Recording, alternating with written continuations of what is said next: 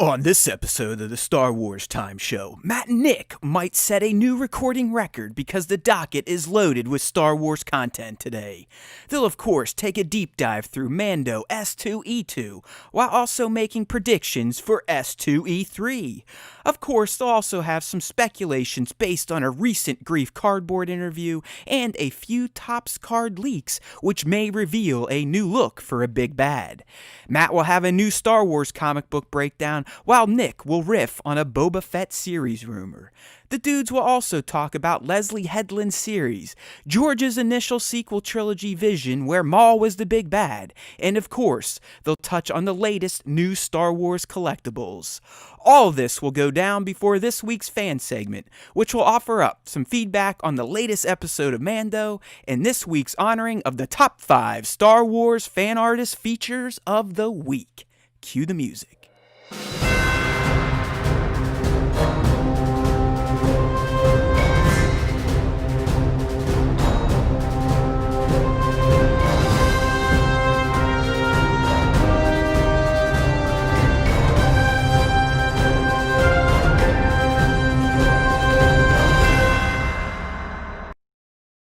Hey, now, everybody, wake up or do something because we're here. And who is we? Matt and Nick, that's right. I do not have a mouse in my pocket. I have my friend over there down south. We're getting ready to talk some Star Wars. And if you didn't already tune out because of that overly long intro, you know there is a lot of shit to talk about. And shit is the key word. Some of it is shit. Some of it is great. We're in the middle of Mandalorian. Not in the middle, but we're in the Mandalorian Season 2 season, which means there's always going to be some hardcore geeking out on that franchise. But before we get there, we've got some other things to deal with. And at the end, we will definitely talk some toys and some fan appreciation. I will say, Nick, this week, we're going to try to move things along because I've got some life stuff going on. And that is, I've been married 13 years today. I've been with the same woman for 15 years straight. I know, give me a medal. Thank you. Thank you. My armpits are sweating already, which means my under titties will start sweating soon. So we're going to try to move things along, keep things going so I can basically start having a party with my wife, the kid, get outside. We got this crazy nice weather going on up north, so trying to take advantage of that. Made it out this past weekend with 2 toy photography shoots from the crazy guy. And I was somewhat pleased with the results, so hopefully getting those edited and out over the next year. Because we all know how I roll when it comes to editing my toy shots. But lots of new toys coming in. If you've been following my stories on Haywood Pop, I am a complete asswipe. I've canceled a lot. I mean, Nick, last week, I took the step and canceled over $600 in pre-orders. Nice. Well done. It's starting. It's like this self-help group is starting to have an effect on me. I tried to cancel my Popeye shit. I couldn't because I had a prepayment plan down, but it's working.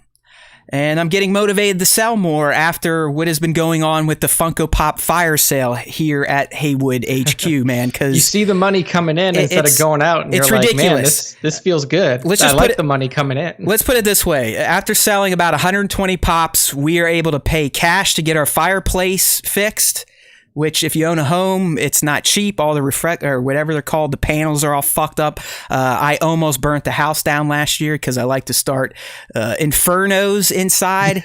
I mean, I like to get the fire so fucking hot. I wager I could have a smelt, right? I could start. Yeah, you could melting have like a metal. Frodo, Exactly. Frodo moment. Exactly. So just again, pop sales, and this is like not even 2-3-year-olds pops.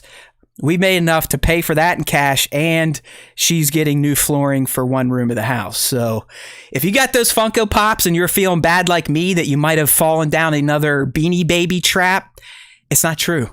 There are a lot of fucking crazy people still out there, and I'm just now getting into my prized ones like the Rorschach from Watchmen, which goes for $900 plus.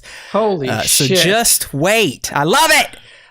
Now I need to start selling that fucking Star Wars shit. So That's about it. I mean, we want to get right to the Star Wars talk. I want to sit here and pound my chest like a gorilla because I'm so fucking good at Star Wars, in particular the Mandalorian speculation these days. I mean, for Christ's sakes, people, if you go back and check out some of my trailer breakdowns and speculations for the Mandalorian season 2, this guy knows his shit. I've never said I'm a leaker, so I'm not going to get stuff 100% correct. We are speculators. There's a huge difference. But so far, 2 episodes into The Mandalorian, I believe I deserve some sort of fucking trophy. Okay? That's all I'm going to say. I'll fill everyone in when we get there, but I'm killing it. I'm fucking killing it. Yeah. Bow down before Zod. All right, wrong franchise.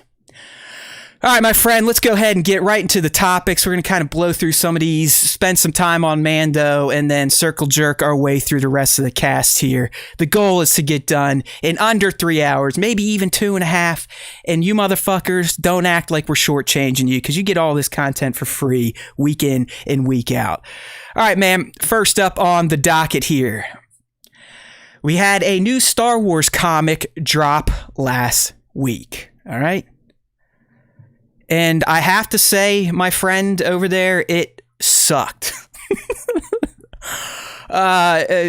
These segments I'm usually really excited about. There's some fun stuff to discuss. There's always some new canon to drop on the Star Wars Time Show fan base.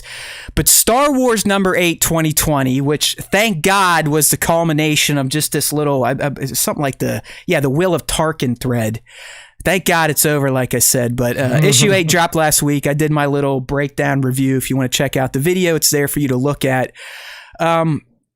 But outside of just the new little canon that dropped in it, my friend, this comic was, I guess, the way you felt about episode 2 of The Mandalorian. It was just... there was no motivation to turn the page to see what's going to happen next, even though I do it digitally, so I guess I'm just dopingly tapping on it, but it's just blah, blah, blah. And I don't want to say it's because it's a Leia and Zara focused. It just wasn't a good story. But we did get some new canon out of here, and that's the fact that our boy, Luke Skywalker, who at this point still doesn't know he's related to Leia Skywalker, saved her from an assassination attempt that would have worked without a hitch if it weren't for Lukey boy and his force powers. So that was really the only addition to canon I found somewhat worth talking about. Outside of the fact that this Commander Zara of the Imperials is a fucking badass. Like Imperial women seem to always be pretty badass. I mean, there's been some in old canon, there's some in current canon, there's some in video games like that. Like bad. This is why I think that they need to have more bad female villains in Star Wars, because they're all really good. Yeah. So just to recap what she does to earn the badass moniker here, she takes like 5 stormtroopers, straps on jetpacks, leaves her Star Destroyer, which she's commanding the entire fleet, right? Leaves it with these people, fucking rocketeers her ass over to Leia's capital ship, breaks in, kills a bunch of rebels by herself, and she's using fucking swords and shit. Like, she'll blast and swords, okay? Yeah. She knows enough to disable the safety protocols on Leia's ship's engine. So essentially, if Leia doesn't meet her demands, she's going to blow up the entire ship. We know how Leia acts. She loves people, gets her right down there. And Zara, Nick, plays with her as if she's game. It's like they're in a hunting safari. Leia is the prey and Zara is the predator. I mean, just taking pot shots at her, throwing her sword at her, cutting her arm, bleeding her, as Zara likes to say. And honestly, if it weren't for Luke, it was lights out for Leia. And honestly, if it weren't for Vader, it was probably lights out for Luke too, because she makes Luke look like a fucking putz. And she's like, brother, the only reason I'm not taking you and her out right now is because Vader specifically said I'm not allowed to fuck with this guy named Luke Skywalker. That's it. And she gives him the peace sign and again rocketeers her ass back to her ship just in time to get away. So Zara is a badass. Luke's still kind of a pussy. And Leia almost got assassinated. That's what we got out of this most recent comic. Thankfully, a new thread is starting in the next, that'll be Star Wars number 9, 2020. And I'll pick up with that probably now, November-ish, December. So there you go, my friends. There's your report on that comic. And just based on the views of this video, which I think were 10, I think everyone also got the idea that it kind of sucked. Yeah, you can only have super good comic runs for so long. Not every one of them can be a banger. Yeah, so. and honestly, the Star Wars proper has never been as intriguing as the Vader runs. The Vader. Yeah, because there's a lot more characters to focus on, and you can see they go different directions. Where Vader, it's just laser focused on Mr. Angry. So it is what it is, but it was just kind of disappointing. I mean, it's the first time I got through an issue and was just like, yeah, okay. Well, I guess might as well do something with it. So there you go. There's your shitty video to watch. Okay, this next one is just kind of a PSA. I'm sure most people that listen to the show have seen this. The trailer went out for the Lego Star Wars Holiday Special. We got a new poster too. I mean, Nick, based on the trailer, it's exactly what we were expecting. Yeah, it's going to be 100% Lego Star Wars cheeky.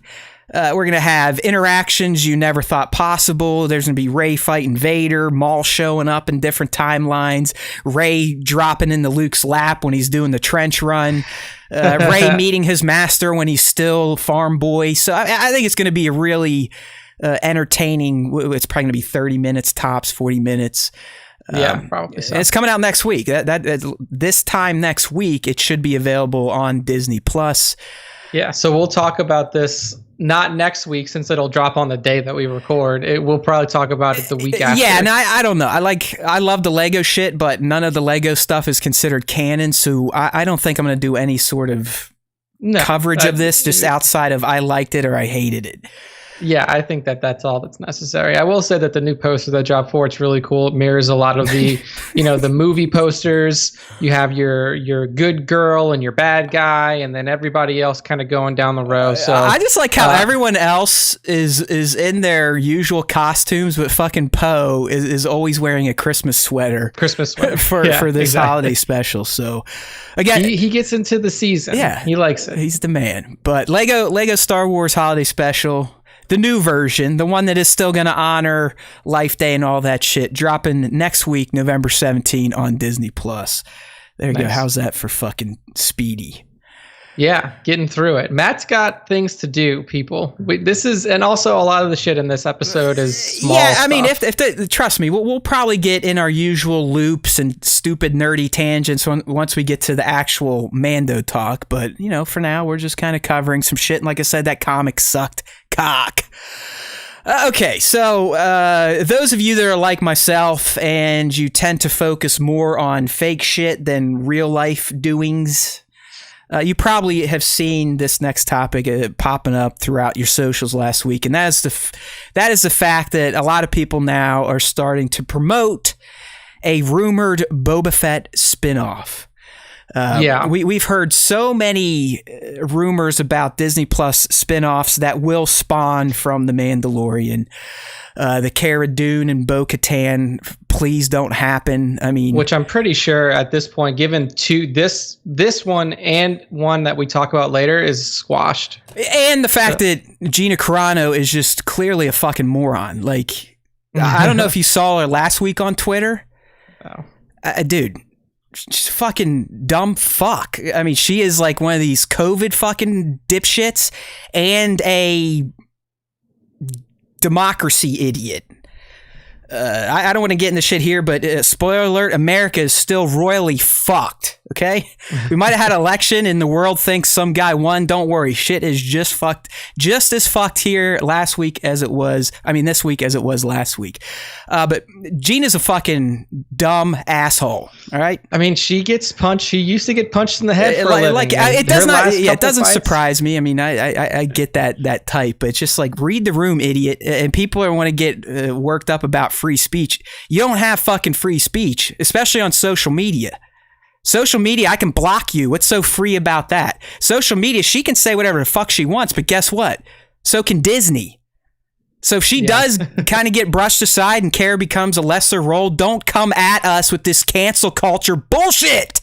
People get them fucking selves canceled with their own freedom of speech, you fucking idiots! It's not freedom from consequences. Jesus. As smart people say. You have the ability and the freedom to say whatever you want, but you also have the freedom to take the consequences that come along. All freedom of speech means in this country you can't get arrested for what you say, for the most part. That's about it. Outside of that, you are held accountable for your actions just like you would if you ran into a fucking theater and started screaming fire. Yeah. All right. The whole cancel culture, it's ridiculous. People get themselves canceled. Yeah. All right. Anyway, for this rumored Boba Fett spinoff, that we picked up the story from Deadline, and then by the time I put it up, they had kind of amended it and updated it. Basically, what happened was they caught scent of a new production listed by the name of, I think it was Buccaneer. It was on like the Hollywood in production things, everything like that. People were like, Boba, this is Boba Fett spinoff. But then after a little bit of, digging and a little bit of confirmation and talking to some sources, turns out that Buccaneer is just season 3 of Mando that is now starting production in December. So really, at first, people were like, this is it, Boba Fett spinoff confirmed due to this posting on, I believe it was Production Weekly. That's what it was. But it turned out to be Mando season 3. So the Boba Fett rumor still persists. There's still a lot of, buzz around a potential Boba Fett spinoff, but what people thought was the confirmation of the spinoff turns out it's not. Okay. Well, I guess real quick before we move on, let's just run with the idea. I mean, knowing what we know now, in my mind, a Boba spinoff makes a ton of fucking sense. Yeah, dude, I would go back. Like, honestly, depending on what we see in Mando Season 2 play out, you have two options. If it leaves Boba Fett kind of open-ended at the end, then you can continue forward. But if it doesn't and Boba Fett's kind of wrapped up in a bow in Season 2, then you can go back to basically right after the fight on the skiff and see what happens to him. Right. Like, see him come out of the Sarlacc pit, see what he does when he first gets out. There's a lot of time to cover there. You're talking the same amount of time between, Mando and ROTJ. You got like 6 years of Boba's life. It's the same shit. No, and that's kind of where I went with that when I saw this. I was like, at this point, I wouldn't even be mad if they are running this way and we don't see Boba again until season 3. And this is what they've been priming us for, this delivery, my friends. John, Dave, it was all telegraphed. Right? Yeah. We're going to be expanding the world of Mandalorian, which in turn is going to expand the world of proper Star Wars. It's not always going to be Mando, which we've seen so far it is. And I'm going to address some of my bad predictions and why I'm an idiot. But it'd be, to me, oh yeah, Boba's still here, but then he just goes away. It keeps that mystery going. It keeps us guessing and speculating. And then a little 4-parter or just a 1-season run. The life of Boba post Sarlacc and what are his motivations? Why has he been tracking? It seems like Mandalorians landing on Tatooine. Why the fuck hasn't he tried to get off the planet? Like a lot of people, where's the Slave One? I mean, so yeah, there's a lot of questions that surround his entry into Mando. So I think it would be the perfect thing to do. Right. And quite frankly, at this point, the way he's been brought back into the fold, this character out of any of the rumored spinoffs makes the most sense for a spinoff. Yeah. The Cara and Bo shit is wacky. Okay. Mm-hmm. The Ezra and Thrawn stuff is just a fan dream. It doesn't yet make sense for it to be a spin-off in quotes of The Mandalorian. It could be its own fucking series, but it would not be tied to The Mandalorian. And I really do think Disney is using the Mando as its launching point. It is the Iron Man of Disney's TV series. We hopefully will start seeing standalone series with focus on characters popping up or more characters coming in. So I would be at this point all for a Boba spinoff just based on how he's been brought back canon wise in The Mandalorian. Totally agree. I think it's a good move. People love the character. People love the characters. I mean, the character 40 years ago. So of course they're still on that Boba Fett train. And really, if it's the same, tone, if it's the same kind of, Western motif as we have in The Mandalorian, clearly people are attracted to that. So if you apply that same model to Boba Fett, I think it would be successful. Yeah, maybe not even genre correct, but as long as they keep the process, the volume, some of the same crew, some of the same people overseeing the tales, this, that, and the other thing. Yeah. I have all the faith in the world now in Disney, in particular the Star Wars TV shit. Don't get crazy. At this point, I don't trust them for shit when it comes to the movies. But they have not done us wrong on the TV program so far. So keep at it. Keep doing what you're doing as long as John or Dave are tangentially attached. Yeah, I agree with that. Oh, just man. let John. Dave be the arbiter of all. Yeah, Star he's Wars done right, content. and like Greggy Boy, the twinkle titty is saying in the chat here. I agree. Let's not get nuts. I mean, so far, we're all sitting here waiting for X, Y, and Z major characters to show up. You got to remember, these are coming from fucking assholes. Like, literally, the poo flinger leakers. Yeah. The only one I think is guaranteed going down is Rosario, just because of all the fails by proper Disney European accounts. Yeah, that is for sure confirmed. But he is right. I mean, this can't just turn into a cameo fest or a fan tickle my taint type of experience where it's nothing but fan service. We've seen what happens with pure fan service, and that is Tross. You get some really great moments, then you get some really fucking head scratching, fast forward, who cares about plot type of moments. So far so good. But definitely, I would take Boba at this point. Yeah, agree. What do we got next? I even forget. Oh, Mando. All right, there we go. See, look at that. Look at that, people. Mando. By this time, we're usually still hemming on hawing about the dumb shit we've done throughout the past week. So this is going to be a fucking quick episode. I'm not saying it's my favorite. I know Nick these days would prefer not to spend so much time doing this nonsense, but at the end of last week, when I was almost crying talking to everyone, that's like genuine shit. I really do I look forward to this time throughout the week for the most part. But got to spend some time with the family here. It's really, I want to drink. Okay. Yeah. I don't mind a 3-hour long podcast. I know, like, basically before every show I sit down, I'm like, let's try to keep it under 3 hours. But then once it happens, I'm like, you know what? That was fun. I enjoy it. But like for this one in particular, I'm like, Matt, it's your fucking wedding anniversary. We shouldn't even be doing the show today. I mean, here's the deal. Tomorrow. It's not like I'm just a complete cock-sucking husband, all right? We both know, I knew it was the anniversary. I got a thoughtful gift. I was ready to go. We both work, and we still have a little one at home that essentially goes to my preschool. So it's not like we were going to do anything crazy today anyways, and the wife had to work until 4 or 5. So it is what it is, but it is right. I would like to get off, enjoy some of this weird, warm weather here in November, and have a few pops. Because I love to eat and drink. Why do you think I piss so much during these shows? It's 3 factors. I eat a clean diet all week long. On the weekend, I don't. So my body holds an intense amount of water. That water starts to come flowing out all day Monday and Tuesday as I get back on clean. But the reason why I take like 18 pisses during the show on Tuesdays is because right for this is a workout, and I drink 64 ounces of water, which if you're keeping count, that is a half gallon. And the other one is I have a tiny penis and a broken prostate, so there's not much to hold the water in once I have to go. So there you go. But we're here. We're here. Mando S2E2, the passenger. I already got Nick's thoughts on it. He fucking hated it, like a lot of you that thought it was just filler content. But we'll get into that. I didn't hate it, but I will put forward my thoughts after we cover the Easter eggs. Before we just, how we did last week, I think we'll stick to that, where we just kind of give our general impressions, go through the eggs and best moments. This is where I want to proclaim my excellence. So everyone, please be quiet.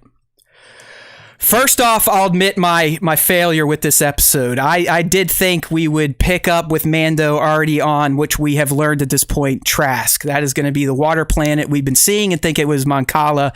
It is the moon of Trask in the Kol-Iban system.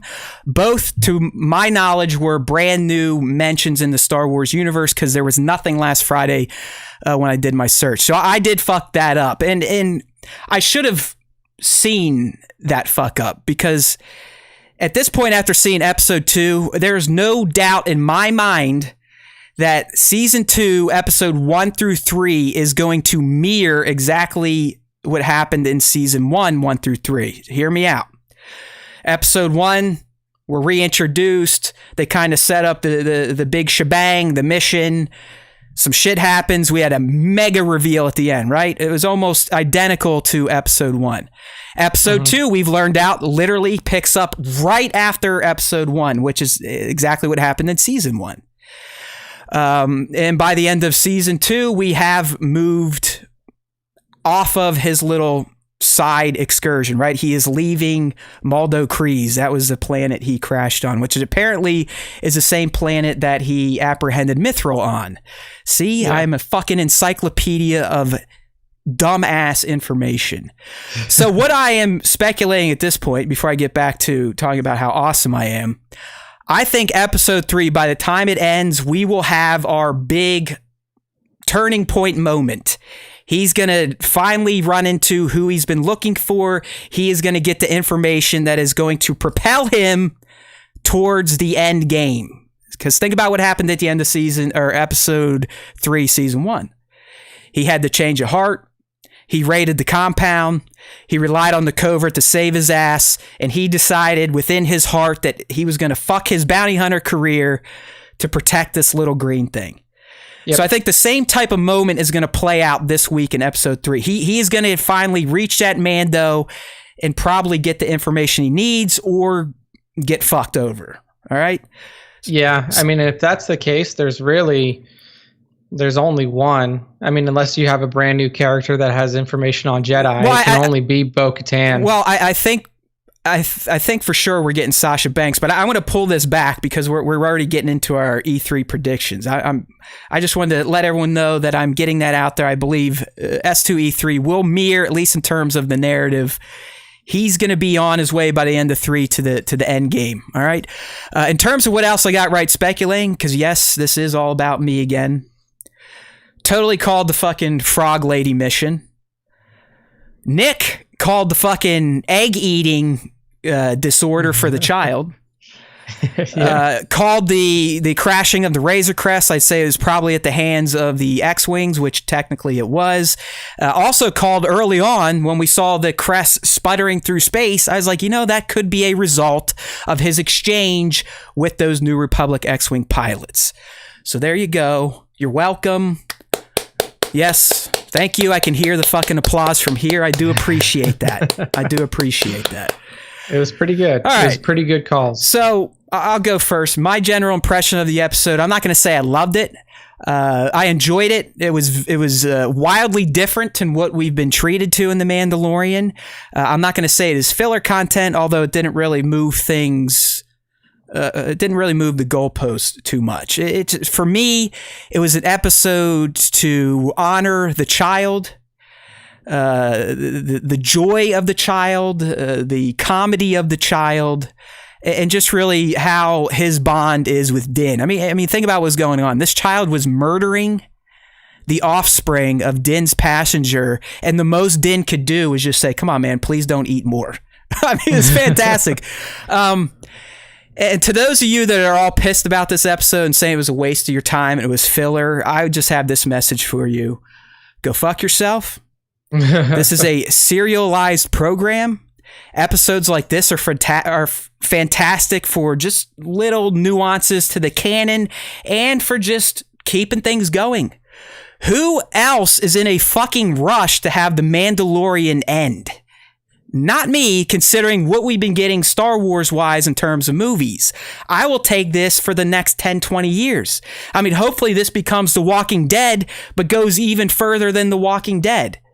All right. So if we get episodes like this where people are like, I just had to watch 30 minutes of Star Wars. Get over it. Okay? Get over it. What the fuck else are you going to watch? You gonna go rewatch Rise of Skywalker? I mean, come on. So no, was this, and I don't even like using this term, was this the worst episode we've gotten to date? It would rank low on my scale of episodes, but I'm never going to use the term worst when I'm describing The Mandalorian. So those of you talking shit, I'm here to defend John and Dave's honor. Thank you. I mean, it was a forgettable episode. I'll put it that way. Unless I'm proved wrong and that this episode gives, greater context later in the series, like later in this season, I feel like this was just a fun detour for John and Dave to take and to literally, for me, this episode paid more homage to other series, to other properties than it did to Star Wars. With the alien thing, the big alien moment with the eggs, and then with the whole spider chase thing from Harry Potter. It was, it is what it is, and not every episode of TV is a banger, and not all of them can be the best episode that's ever been in a series. We'll see. I mean, I don't want to, just like I said during the sequel trilogy run, I never gave a definitive answer on whether a movie was good or not, other than TFA, which just hit me immediately. I never said like, hey, this is terrible, this is awful, this anything like that. It's like, just wait to see how it plays out and see if these other movies link together. And he's changing his tune now. Earlier, he's like, this episode fucking sucks. No, dude, I hate frogs. I want to kill all frogs. I'm going outside right now and shooting a fucking frog in the head. I was like, dude, calm down. It's the worst episode of The Mandalorian. You won't say it. I will. It was by far the worst. I said it. It doesn't rank high on my list, but I think using the term worst it's dishonorable. That's fine. I can be dishonorable. It's dishonorable for the Mandalorian does not deserve that type of terminology. It's just, it was a detour episode. It was like the part in The Dark Knight where they go to China for no reason and then they show back up 15 minutes later and you're like, why the fuck did I do this? You can't say this was for no reason. I mean, he took on the frog lady because he was promised more information. So there was a reason. And that's totally fine. It's not his fault like Dave Filoni is a dickhead New Republic pilot and ratted him out for that fucking prison bust. You take the beginning of that episode and then you go into the story. You don't, I don't care about this nondescript, like if the ice planet would have been something interesting other than just like a nondescript fucking cave for spiders, I would be all about it. But like the whole ice planet thing was a completely unnecessary detour. Here's but hey, like you said, like this is not about getting through it quickly. This is about making it last, and then for the filmmakers to be able to do fun things. Yeah, I mean, and I'm sure that they got to do a lot of fun shit let's here. get real emotional here. I mean, it was an episode, like I said, it showed again why Din is unlike other bounty hunters. He may even be unlike other Mandalorians. Who knows? I mean, the guy is rough. He can kick the shit out of anyone. But he will do the right thing in the end, even if he does let his ward eat fucking half of a species' remaining offspring. He did honor his contract so far, and I do not think the whole frog lady and her eggs thing is over. I mean, obviously it has not completed. Obviously. We're going to see that in episode 3, and I think it's going to be more than just, I found my husband, see you guys later. I mean, they are going to introduce him probably to Sasha Banks, who could be this, who could be that. Like she's a plot device. They're going to get him there. The frog lady is a plot device to. And it's funny, Nick, and I missed this too, but I mean, this is crazy. I mean, Tones, I think, brought this up in her Discord. Did you know that Frog Lady and Dr. Mandible were in the cantina during S2E3? I'd have to go back and watch. So that is the beauty of John and Dave. Like sprinkling, they're fucking background. No one would ever pay attention to them. And now they become scene characters, one a main character, a side character in season 2. So and that's the little shit I appreciate, especially with little donkey episodes like this.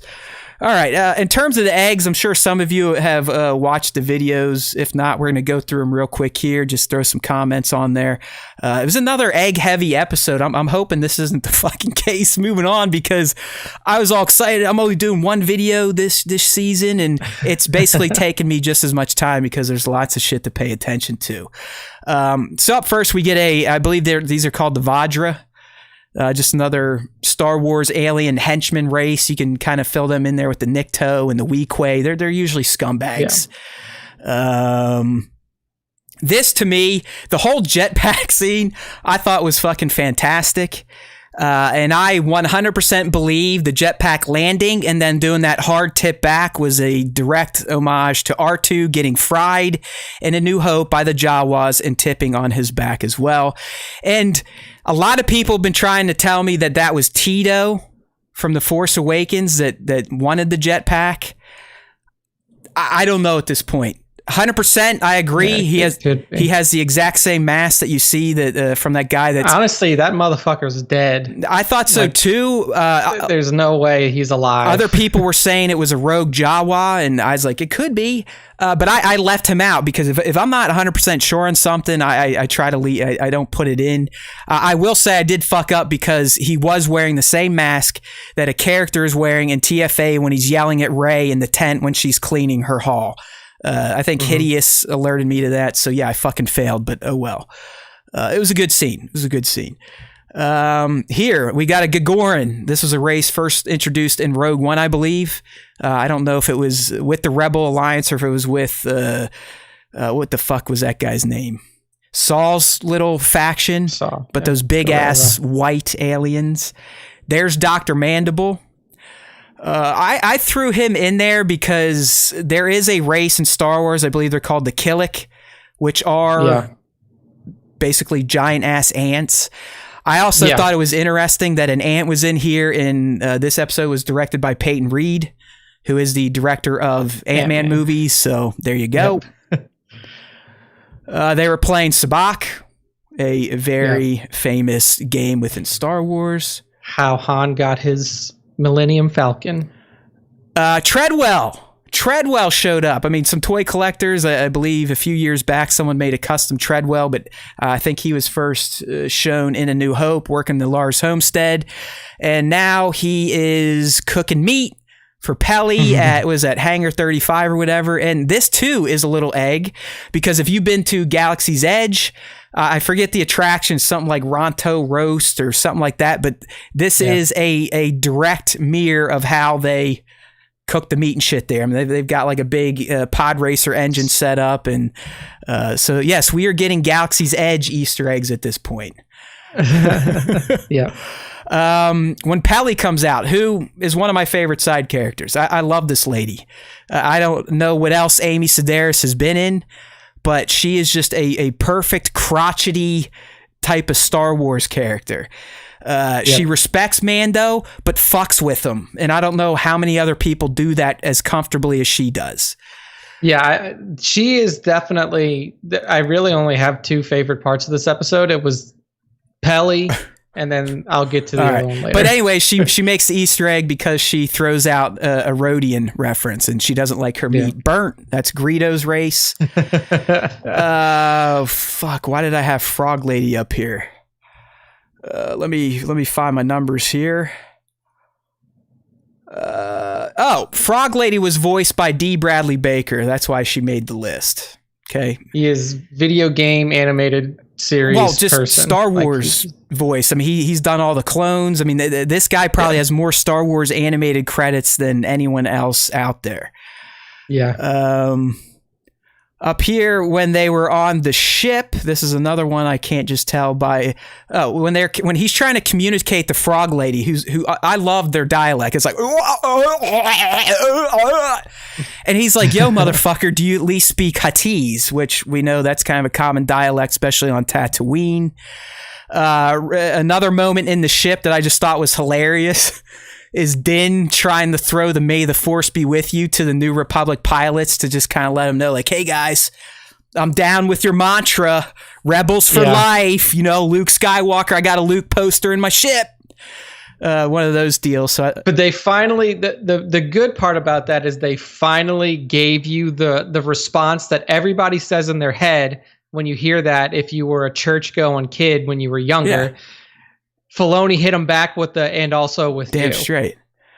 So that was the best part of that whole exchange. Yeah, and really this exchange gave us a lot, and it shouldn't surprise anyone because it was another fucking Dave cameo. You gotta love that this guy now has a recurring character in the show, and you know what? Good for fucking him. But while, he's talking with Mando, they're trying to figure out if he's an Imperial, if he's done anything fucked up. They do realize that his ship may or may not have been at the prison ship from last season, and we learned that the name of that ship was the Bothan 5. And we all know about Manny Bothans. He used to be on Instagram, and he took some toy pictures. So that's why that one made it there. Up next in the egg, obviously, the return of Trapper Wolf, Dave Filoni's New Republic pilot. And one I did miss, if you look on his helmet, he does have the wolf insignia that the clones wore in the animated series. It's up on would be the left side of his helmet. We also got to meet a new pilot, and this is Captain Carson Teva, who is played by Paul Sun Hyung Lee. If you're interested why a lot of these, I'm forgetting what they were, but I'll figure it out. Okay. Up here we got, what was this guy? Zero, the bot. Mm-hmm. Yeah. Apparently Mando doesn't like cleaning out junk out of his ship after he blows shit up. He just kept it. I don't know if he was looking to trade it at a bazaar, but it came in handy because Frog Lady, who knew, is a robotics expert. And she did a really good job of repurposing she turned our old buddy from, what was that, S2E3 into essentially a voice box. So that was kind of interesting. Translator. All right, the spiders. In Star Wars land, they're known as Krinkas. They were called crawlers in Star Wars Rebels, I believe. And for those that are truly in the know, yes, there is concept out there from Mr. Ralph McQuarrie that features this exact design of a monster. So once again, the level of detail and attention to Star Wars past is appreciated in this show. And towards the end, when the New Republic pilots show back up, they are believing what I believe to be, they are using what I believe to be Rebellion era A280 rifles to blast the little Krinkas.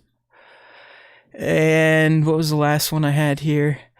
I forget. He says something right at the end, Nick. Good thing I wrote it down. They also mentioned Quinn the prisoner then broke out. And Lieutenant Davin, who played by Matt Lanter, who is the voice of Anakin in the Clone Wars. So about 16 eggs moments in total. A pretty quality episode for that. All right, moving into best moments. Nick says he only has 2, so I guess I'll just start. And if I hit one that he had, he's going to say yes. Otherwise, this will just mostly be me. I already said this before, but I like the opening. I know it pissed Greg off for some reason. He didn't understand why people are still trying to get the baby. Maybe he missed season 1. I don't know. That was my only other top moment other than Pelly. Yeah, I mean, they fucking tripwire ass, and then the entire exchange was just fantastic. I mean, Mando kicks the shit out of him. Watching the little baby run over to his daddy, like, oh, I fucking love that shit. And then just all the subsequent nonsense with the jetpack and remote controlling it and killing that thing that thought he was going to get one over on Mando. As I said at the onset of our discussion here, this episode was all about reminding everyone how adorable and cheeky the child can be. So he had a ton of great moments, all adorable in nature. First, obviously the running to daddy, that type of stuff. When he was just salivating over the crate dragon steak. I love that look. The Pelly exchange when she's basically told a line of bullshit to Mando. I met her 10 minutes Nick, ago. she not only bullshits him, but takes a finder's fee off of him for introducing Frog Lady. I mean, she is such a hustler, and like I said, has no fear of the Mando. Oh yeah, that's why. Yeah, she's definitely the highlight of this episode. Both episodes. She had great exchanges with Din. The first one, essentially, like, will you just give me the kid? Seriously, come on. And now this one, where she's like, oh yeah, I know these people forever. I vouch for him. And then she goes, actually, I just met him, and give me my money. Just a fun little character. Another one with the baby. I mean, his fascination, especially the music they would start playing. It was almost like sexual nature. It was just like, baby frog eggs, which makes sense. I mean, we know his favorite thing to eat are frogs. Yeah, and just getting caught eating it. I mean, this is all stuff parents are probably, you probably laughed at. Busting your kid doing something stupid. Mine these days, like, I'm gonna have to start locking the pantry because she gets in there, gets her stool, gets up to where we thought she couldn't, and starts pulling down candy bars and shit that we find her eating. So kind of the same stuff there. I really enjoyed Din's piloting skills. I think that initial dog chase he had with those X-Wings was interesting, especially when he kind of pulled that 0G drop maneuver to kind of really get the Razor Crest to descend through the atmosphere, get some separation from the much faster and more nimble X-Wings. So it's just, I don't know. I mean, hey, we always talk about this guy's a great pilot, that guy's a great pilot. You know what? Din, he's shaping up to be a decent one too, considering he's flying essentially a short bus. The child, guess what? Another moment for me when they're in the spider den. And he gets told again, motherfucker, quit eating the cookies. No more cookies. Right? So what does he do? He's like, fuck it. Fuck you.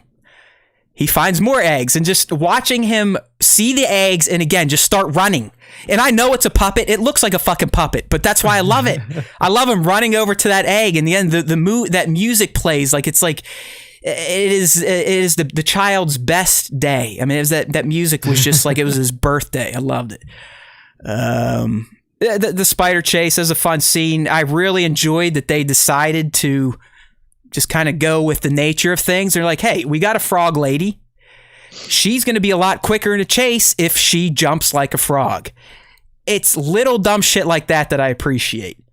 I don't know if that was like someone that was a biology major in the writing room was like, hey, the frog would go a lot quicker if they were jumping. I like that type of just nuance and adherence sometimes to real life type of science. You gotta like that Frog Lady saved the day, okay? We thought she was this innocent. I was feeling bad for her. I mean, we've seen her babies just get murdered and laughed about it. Laughed. I was laughing at the death of her children. She seemed all sweet, very motherly, and lo and behold, she's got a fucking piece on her. I was wondering if that was her gun or if that was one that Din kept in the cockpit. See, I'm going with that's hers, man. She's got one of those holsters, right around. It's like a garter belt holster. She fucking popped that out. She's like, blah, blah, blah, and capped those spiders off the child's head, even though the child had murdered multiple of her offspring by that point. Nothing like seeing a frog cap people's asses, okay? Come on, people. You talking about filler content? We saw a frog straight 187 some spiders. Give me a break. And then at the end, I love Filoni. I love that he's keeping this character going. I have a feeling at this point we're going to see this character at least once a season, which I think is fantastic. We'd all do the same fucking thing, by the way. And also, I think their exchange at the end, Nick, is going to set up things to where he's going to have to work with the New Republic, and it's going to go off without a hitch now because he's kind of... They know each other. They know that he does some shady shit, but they also know he did some pretty awesome stuff. They kind of saved him, but also boned them in the end. So, I do have a feeling that Din in the New Republic, in particular, these pilots probably aren't done interacting. This was just another scene to build upon these characters and relationships. So, there you go. I mean, it's not the best episode, not at all. I'm not going to say it was the worst. It just had a lot of interesting stuff. We're expanding the world without expanding the plot per se. Yeah, I mean, it was It was another episode. I'm glad that it was there. I'm glad that they had some of the moments that were in it. But for me, it was just meh. It was okay. I watched it. I giggled, and then I went on. I wasn't like the first episode. I was blown away. Like that might be, top 3 episodes of the whole series so far, which again isn't much. I think we only have 10 episodes so far. Right. This one was just another episode of TV to me. Yeah. So yeah. All right. Well, that's kind of all we have to say on episode 2. Not like there was a ton to go on, because it while it did progress the mission, I wouldn't say it gave us that much more lore to really dive into. So we do have the plot synopsis. It seems these days on Reddit, we're going to be getting these over the weekend or Mondays before new episodes, which is nice, which means we'll always be able to talk about it on the live version of the Star Wars Time Show, which is awesome. Dumb sometimes, and you can tune into if you follow us on YouTube. We typically do the live stream on Tuesdays, anywhere in between 2 and 3 East. All right, so S2E3 plot synopsis. This is the one where we're going sailing. All right, there's no doubt about it. The Mandalorian braves high seas and meets unexpected allies. So like I said at the onset, this is going to be from the trailer. We're going to see them walking through Trask's Bazaar. That is the planet now. We know that for a fact. It definitely looks like they link up with the husband, because we've seen that in the trailer. And it could be clever editing, but I just believe on the color grading and the tone of the scenes we've seen, I believe Mando is going to run into whoever Sasha Banks is playing this episode. Yep. Just based on why we know he's here, he's to learn about a covert that is on Trask.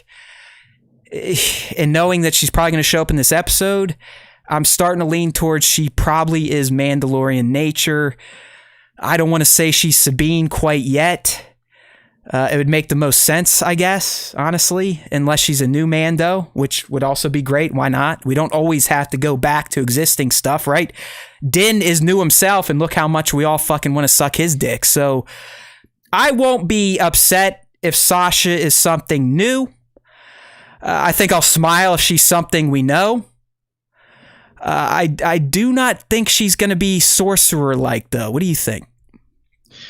Yeah, now that we're leaning towards kind of the covert, and he's going to be seeking out Mandalorians on that planet, now that that's confirmed, it does make more sense for her to be a Mando. She just looked menacing, though. Like the position that she was in. Right. If she was a part of a covert, you know what? I'm fucking stupid. She's already broken the creed. You know what? She's already Thank broken you. the Okay, creed. there you go. Thank you, Nick. He's smart. I'm done. I'm like, she's not Boba Fett. If she's a Mando in that covert, she's wearing her fucking helmet. So I mean, the only person that I can see that's Mando other than Boba that wouldn't is Sabine, but I don't think she's Sabine. Like there's just a mental block for me that's not Sabine.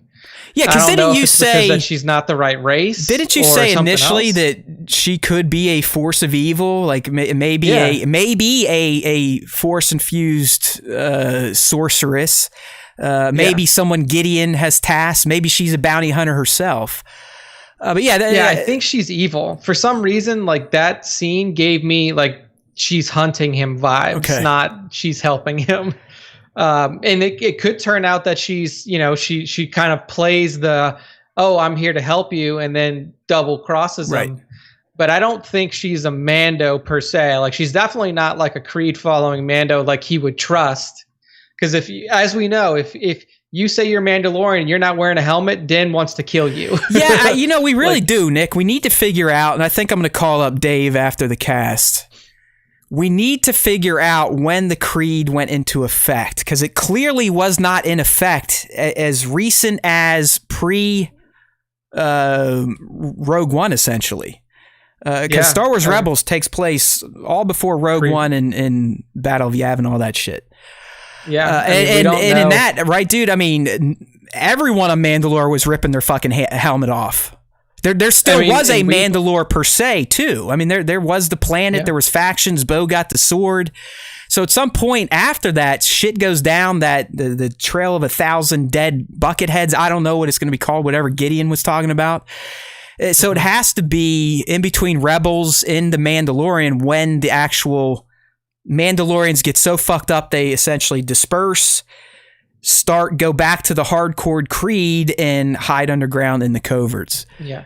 And I would imagine too that Sabine, I mean, if Sabine's in this show, she was always, I don't want to say like a rebel in terms of being a Mandalorian, but like I even think that she would follow the Creed at this point as it is now. Yeah, because she was disenfranchised with her family, I believe, and that's why she was out gallivanting around with the Ghost Crew, this, that, and the other thing.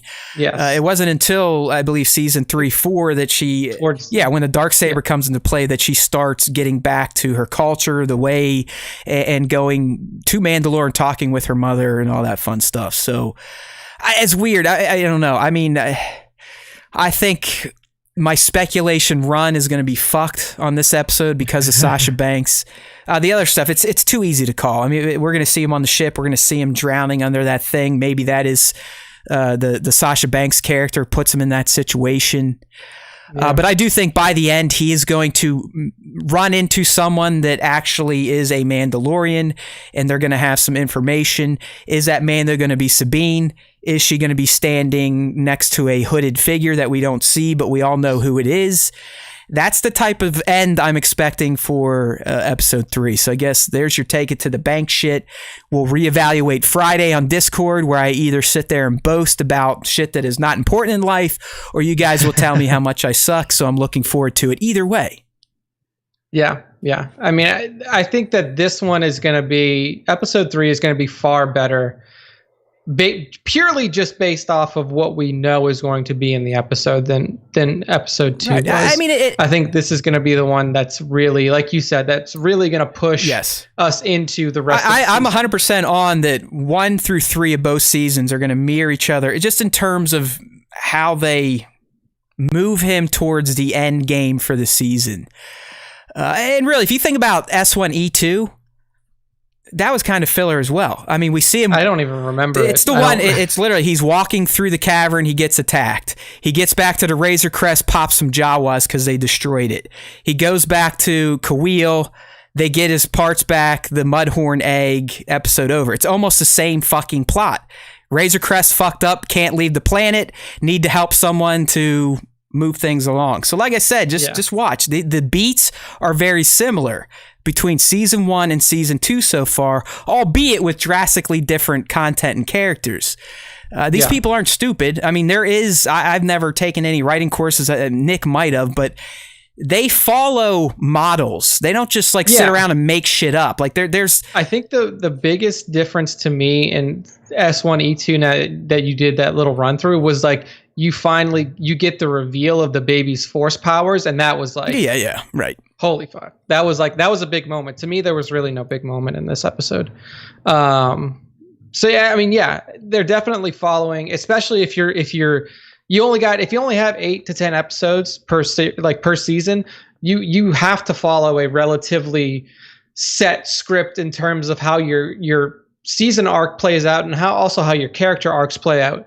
If you have a standard 30-minute long television show where you're getting 24 episodes per season, you can meander, you can do different shit, you can do whatever you want to do because you have so much time to tell that story over. When you're only working with 10 episodes max, then you really have to keep a tight schedule on how you tell and that's your story. why, I mean, I'm not disagreeing with people that are poo-pooing on this episode. Well, I don't think it was terrible, and I don't want to stab my eyes out like some of you. Everything in this episode was done for a reason. It may not be realized right away. It may not be realized until next season. This is Mando building bonds that are going to pay off or fuck him over in the end. Just knowing that Frog Lady and Dr. Mandible were in season 1, it is a direct continuation.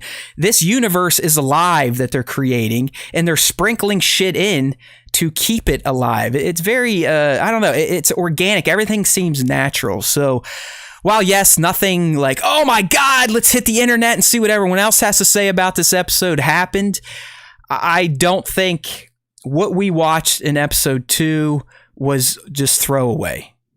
I think a lot of stuff that happened is either going to be called back, or we're going to see how things play out in the future. So there you go. We're putting S2E2 of The Mandalorian to fucking bed. We've laid down the speculations for E3. We'll see what happens. Is it going to be a long episode? I don't know. So far, we've stayed above the 40-minute mark in this season. We're already doing better than season one, because I remember season one, you got that somewhat long first episode, then the second episode was maybe 28 minutes. Yeah, no, that was like minutes.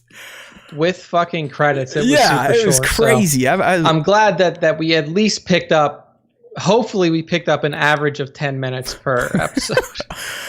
Okay, my friend, let's stick with Mando season 2, because our favorite character, Grief Cardboard, did an interview. Well, at least his alter ego did, and that's our friend Carl Weathers, a.k.a., as Nick says, Apollo Creed, Chubbs, Dylan, Grief, and more importantly, Mr. Cardboard. Did an interview, and we learned that he is going to be directing an episode, which I think we already knew, but now we know the exact episode, and it is episode 4, which has led many people now to believe that is going to be the episode where we see his character, Dummy, and Din reunite on Navarro.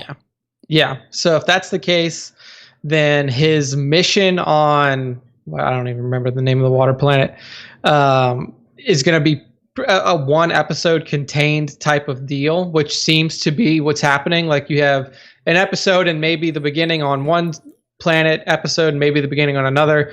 And then that would lead into episode 4 being back on Navarro, where he lands, has a baby, gets that nice intro to, reintroduction to Grief and Kara. I guess, Nick, do you think that's going to be the episode? I mean, it just because Carl is directing doesn't mean he's only going to be directing his own character. I will say that it's probably harder for him to actually direct and act in it, because he's not only controlling behind the camera, but he's also in front of it. Right. But Carl is a very seasoned actor, and he's been in Hollywood for decades. So it's not like he is, unfamiliar with how things like that. I'm not saying he can't handle it. I'm just wondering if we're all getting smoke screened here. Like, Carl's doing 4. That's got to be his episode. Done deal. And there's a lot of episodes in this that we don't know anything about. Like, we've already been to the ice planet and seen a majority of what was in most of the trailers. We're going to the water planet next episode. Yeah, so episode 4 should be the end of the trailers, I'd imagine. That could be like the breakout shit, the firefights, the flying, this, that, and the other thing. Yeah. I think.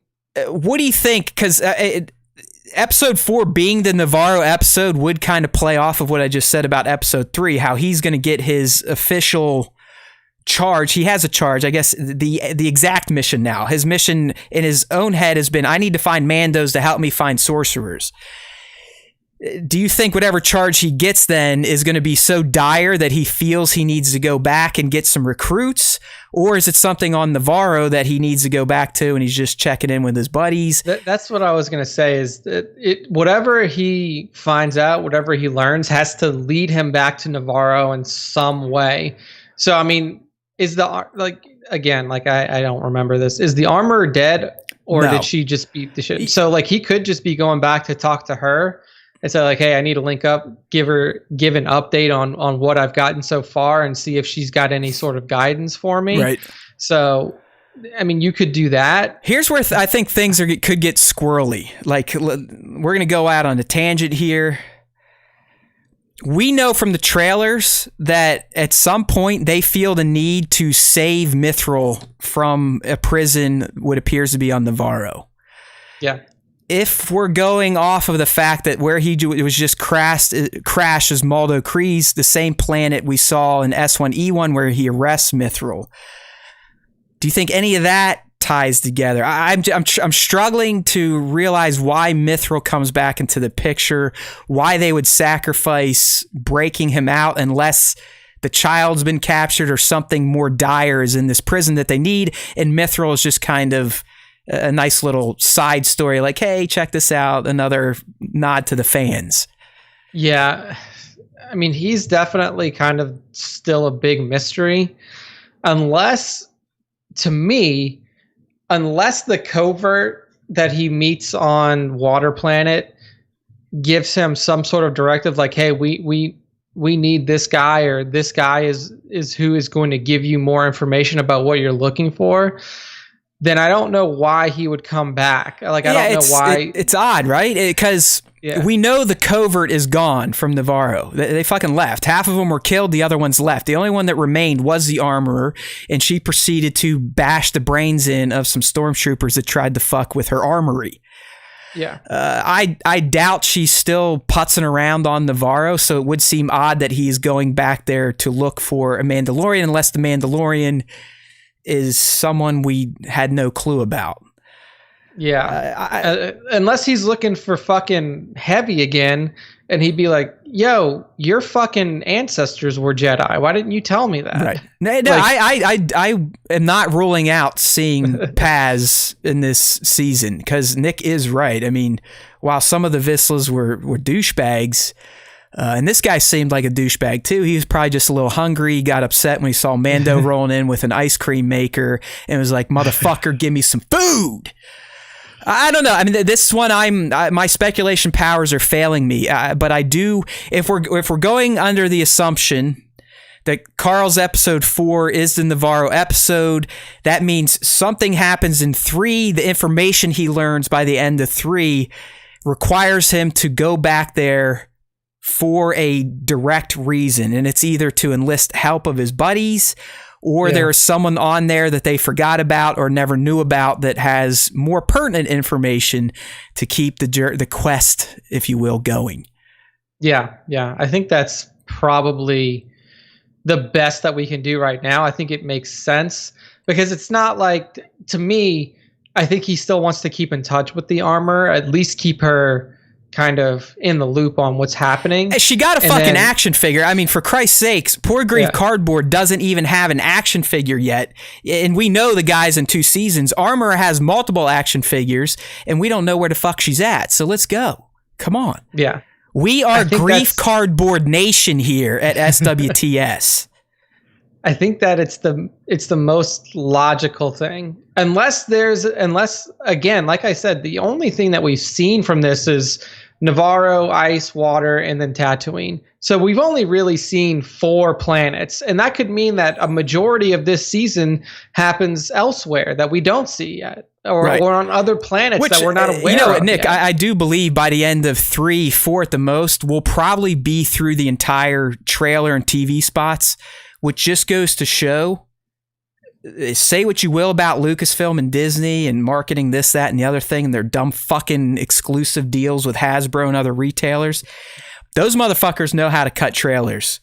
You think you're seeing a ton, but you're really only seeing the first few episodes of content, and all the rest is just fucking candy. So I would not be surprised if after episode 4, we've pretty much seen all the trailer content play out.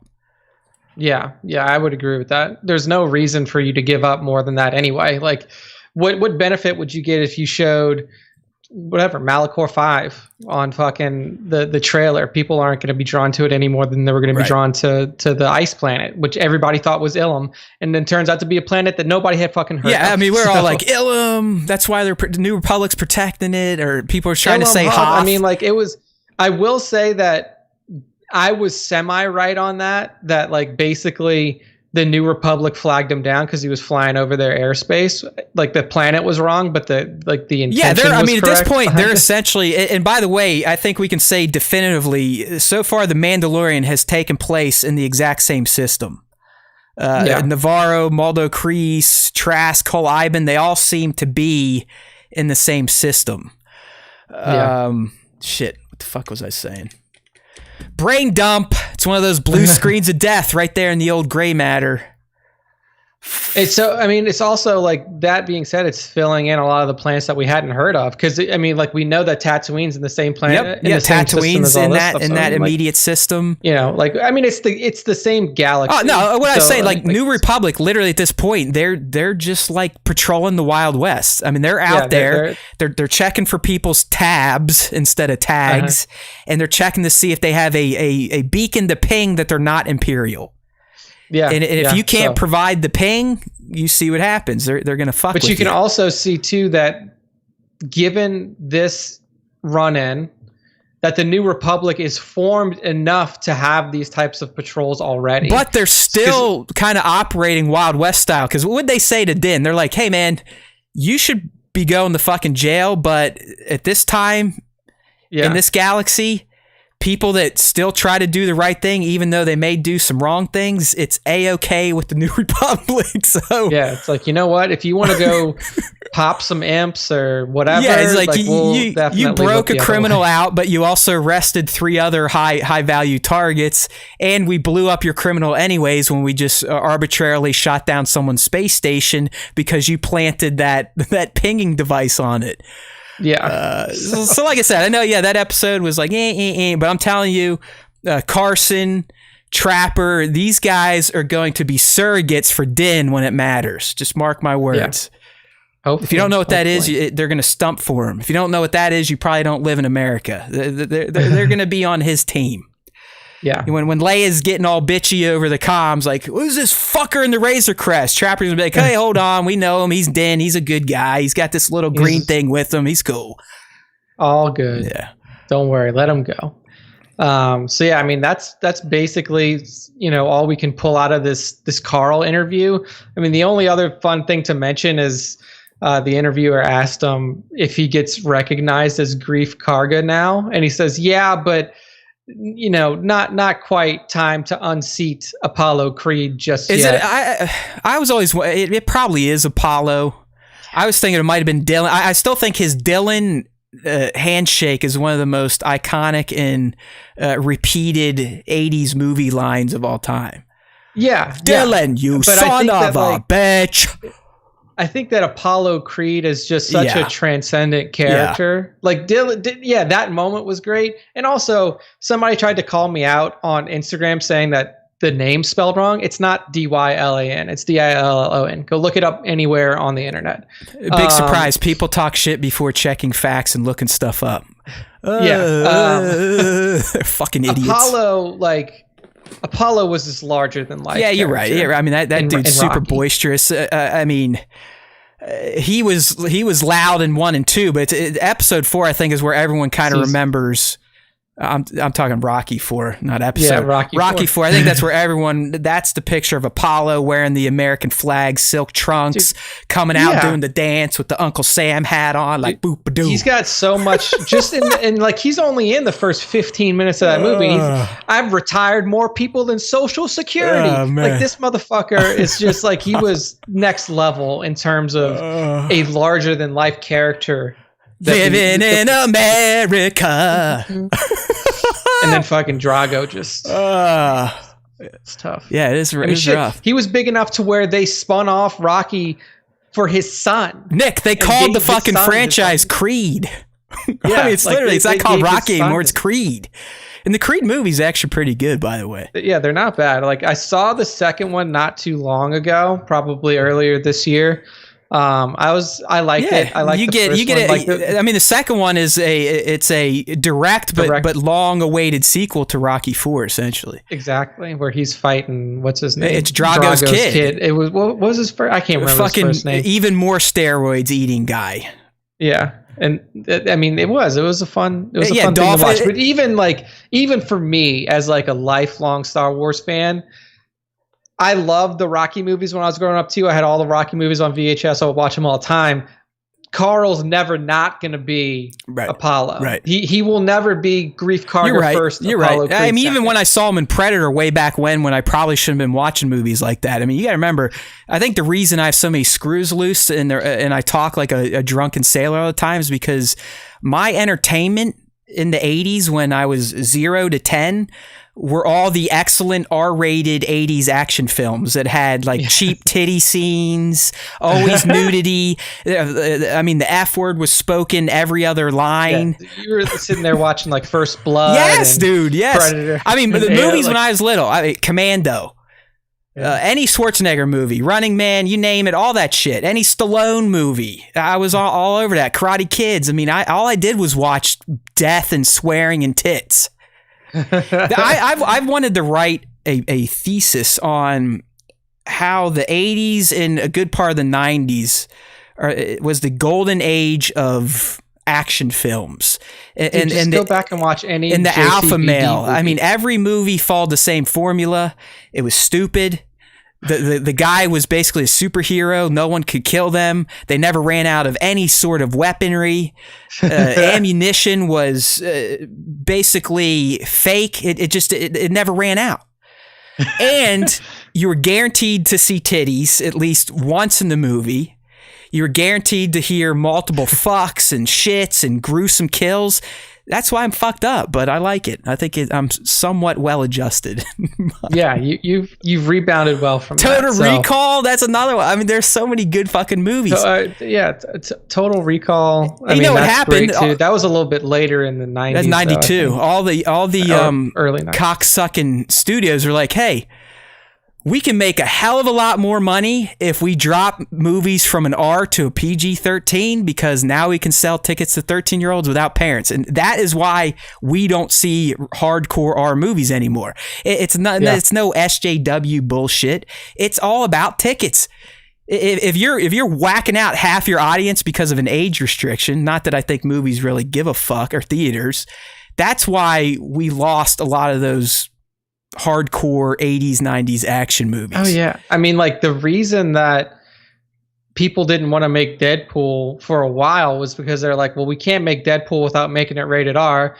If we make it right, it's gonna be the same budget as a big budget regular superhero movie, which is around $150 million, but it's going to be R, so we're not going to make a whole lot of money. And like, go back and look at fucking Deadpool. It made a lot of money. Box office numbers. It made a lot of money, but it wasn't even close to $1 billion. It was like, it made like 400, 500 million. And I think it was the most rated R film that's what I was going to say. made. It was the highest grossing R film. So, I mean, it's all about money, people. Everything's about fucking money in society. So stop all your social shit and all that crap. Just open your fucking eyes and become enlightened. That's right. All right, dude. We're sticking on Mando. I think this is going to be a fun one. I think this is going to be a home run speculation on my part. But over the week here on the leakers, the Redditors of the world, we have these Topps cards have been popping up specifically for the Mandalorian Season 2. We have 2 at this point. If you're on the live stream, we're looking at the one I think is a real big giveaway. If we scroll down, I believe it's still the same character, you're just getting more of a full body shot. And what we see here is it's the Tank Commander helmet from Rogue One. Yep. But correct me if I'm wrong, Nick. It sure as fuck looks like it has been forged out of Beskar and not Imperial plastic. Very, very shiny. It's completely different than any other Tank Commander helmet we've ever seen. Right. And look at the straps. You can very lightly see. Yeah. Who was wearing armor like that in Season 1? There's somebody that showed up with some Imperial armor like that at the end. He won an Emmy for it, I believe. You think he's whipping in real life? Hey man, hear me out. Who told us over this summer that Moff Gideon will be sporting a much bigger vehicle in Season 2? What is a lot bigger and badass vehicle than a TIE fighter than a motherfucking tank? It's a good call. Either way, this is Moff Gideon. Okay? I'm calling it right now.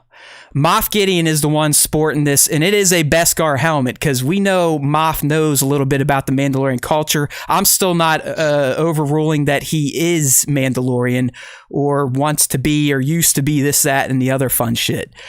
But if we scroll down again, I could totally see Gideon decking himself out. I mean, there's some Mud Trooper in there. You got that Tank Commander helmet. You got a pistol, which an officer would be wielding versus a rifle. I think this is his field or his battle attire. This is his Tank Commander attire. And that, again, speculations. I'm not a leaker. I'm just fucking throwing it out there. I'm taking the chance. I'm jumping off the fucking Star Wars speculation cliff here. Following the breadcrumbs. I mean, I think it's a really good guess because there's no other reason unless you're adding in a brand new character that's going to become a main or a semi-main that is a Tank Commander to have it. But like you said, you called out like the Beskar, everything that we know about him, the bigger vehicle and all this other stuff. I mean, it falls in line with all of the hints that Giancarlo had been that's what I was going out. with. And honestly, if it's not him, then it has to be his Imperial Guards, right? His special forces unit that protects him. That's the only other thing that makes sense, because Nick hit it right on the head. You're not just going to introduce this person, this character. Obviously, it's not a standard trooper unit, and it's just Joe Schmo. It's either going to be, like I said, his protectors, his guard, personal guard, or him, Gideon himself. So there you go. Yeah, no, putting it out there on the line again. You know, I take the big risks in life, my friends, by making Star Wars speculations. Star Wars predictions, baby. That means nothing. That means nothing except to our little audience that I do love, but it's still way too small for my ego. I think we've covered a lot of the Mando shit, right? We've basically hit everything Mando that's come out this week. All right, so I'll let you fire up some trolls here with this next topic. Yeah, so this next piece here is a bit of detail on Leslie Headland's upcoming Star Wars TV project. She was talking to, I believe his name was Fantastic Frankie, and didn't really give plot details or anything like that, but just kind of laid out what... Got more than we've had. Yeah, exactly. Like, basically, all that we knew about Leslie Headland's show leading up to this is it's going to have a female lead, and that it's going to be that she's doing it. That was all we knew. So now she kind of laid out a little bit more, not really giving you any information, but it does give us one thing that we can strike off the list from our good old KRT buddy. So I'll just read you her quote real quick. She said, this is about her kind of entering uncharted territory with her new show in terms of timeline. She says, I would say it's in a pocket of the universe and a pocket of the timeline that we don't know much about. I kind of see if Star Wars is a religion. It is. I like to think of my show. Yeah, it is. I like to think of my show as a tent revival. That's like the evangelist shit. I don't know if other countries have evangelists like we do, where they speak in tongues praise be Nick, get him a job, laga baga, makaleka high. Then she says, you can come over if you want to. We're going to be talking about some cool stuff. There's going to be some things that we haven't discussed in the canon yet. That's an interesting line. There are going to be some characters you don't know about. Okay, let's hold on. Before you move on, break this down. Yeah, let's parse that real quick, because I think there's some interesting stuff in there. Yeah, definitely. Okay, it's in a different pocket of the universe and a different pocket of the timeline. Okay, is this like unknown region shit, or it can't? I mean, it can't be inner rim, outer rim, right? Because those are all known pockets of this universe. Yeah, this is still the same. You're still talking the same galaxy. I mean, you could be talking about wild space. Wild space is something that we'd really that's not quite unknown regions, but it's not. We haven't really messed around in wild space. But also, this sounds very familiar to what Ryan wanted to do. Because Ryan was like, look, I want to get outside of what we know. I want to get outside of the time period that we're familiar with. And I want to be able to weave a new story that is uniquely Star Wars, but not tied to everything else that is uniquely Star Wars.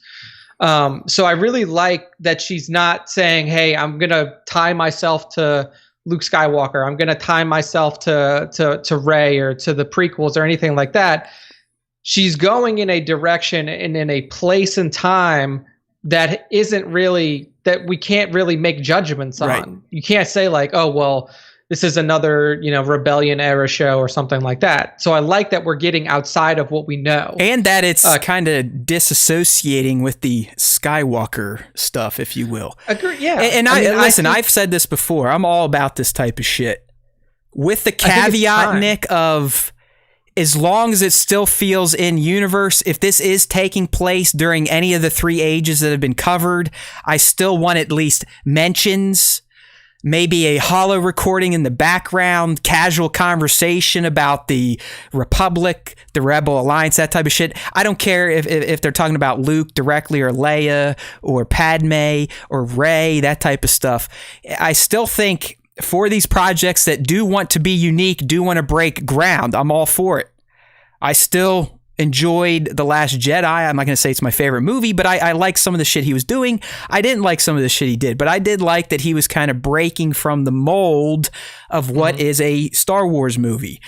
Sounds like she's going to take it on the TV side, which John and Dave have already showed us They're doing their own thing. The Mando's fucking fantastic. It's not really following a mold either. It's following the Mandalorian mold. Yeah. But I've always said, just like the Mando does, and the Mando, it's way more in your face because of the timeline and just the fucking character and some of the characters that have already been introduced. I mean, they've done a fantastic job with directly relating it to events and characters we all know about. But I would like to see that, even if it's just minimal in a series like this, where there's still broad strokes of the galaxy from far, far away that we love and know. Yeah, like to me, depending on where you go timeline wise for her, because she's playing with timeline, we don't know where she's going to be. All that I require is that it is uniquely Star Wars, that it feels Star Wars. I don't care. Yeah, that's what I'm saying with incorporating mentions to the existing stuff, but same thing. Well, I mean, but that's the thing though. If she goes backwards, if she goes into the High Republic era, you can't. What are you going to mention? Well, she would be beholden to what the authors have already crafted. She would have to stick within whatever they've created. So I still think she's even, Nick, to me, and we could be reading way into this, I think she's positioned her series to be taking place post all the trilogies. That is a timeline not explored in anything. I'm talking post episode 9. I really hope that she goes backwards. Like, I hope that she goes backwards even. I want Old Republic content. But that's, if we're just going what she's saying, that is a pocket and a timeline that has been explored. Not in new canon. Not in current, because that's what she's talking about right here at this line. Right. There's going to be some things that we haven't discussed in the canon yet.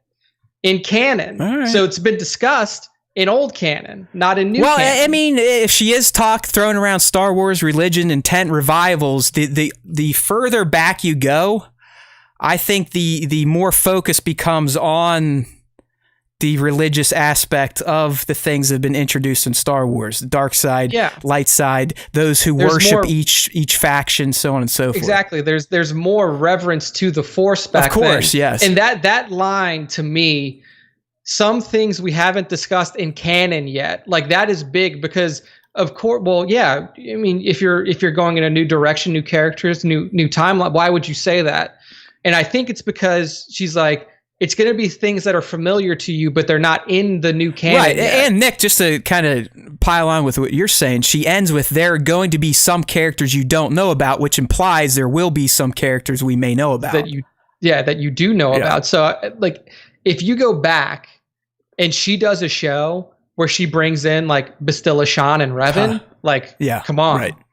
Like, female-led show with Bastilla Shan, like, can you fucking really be upset about that? Can you hey, would anybody you're talking to a non-retarded Star Wars fan, okay? I, for the most part, appreciate Star Wars. I like what we get.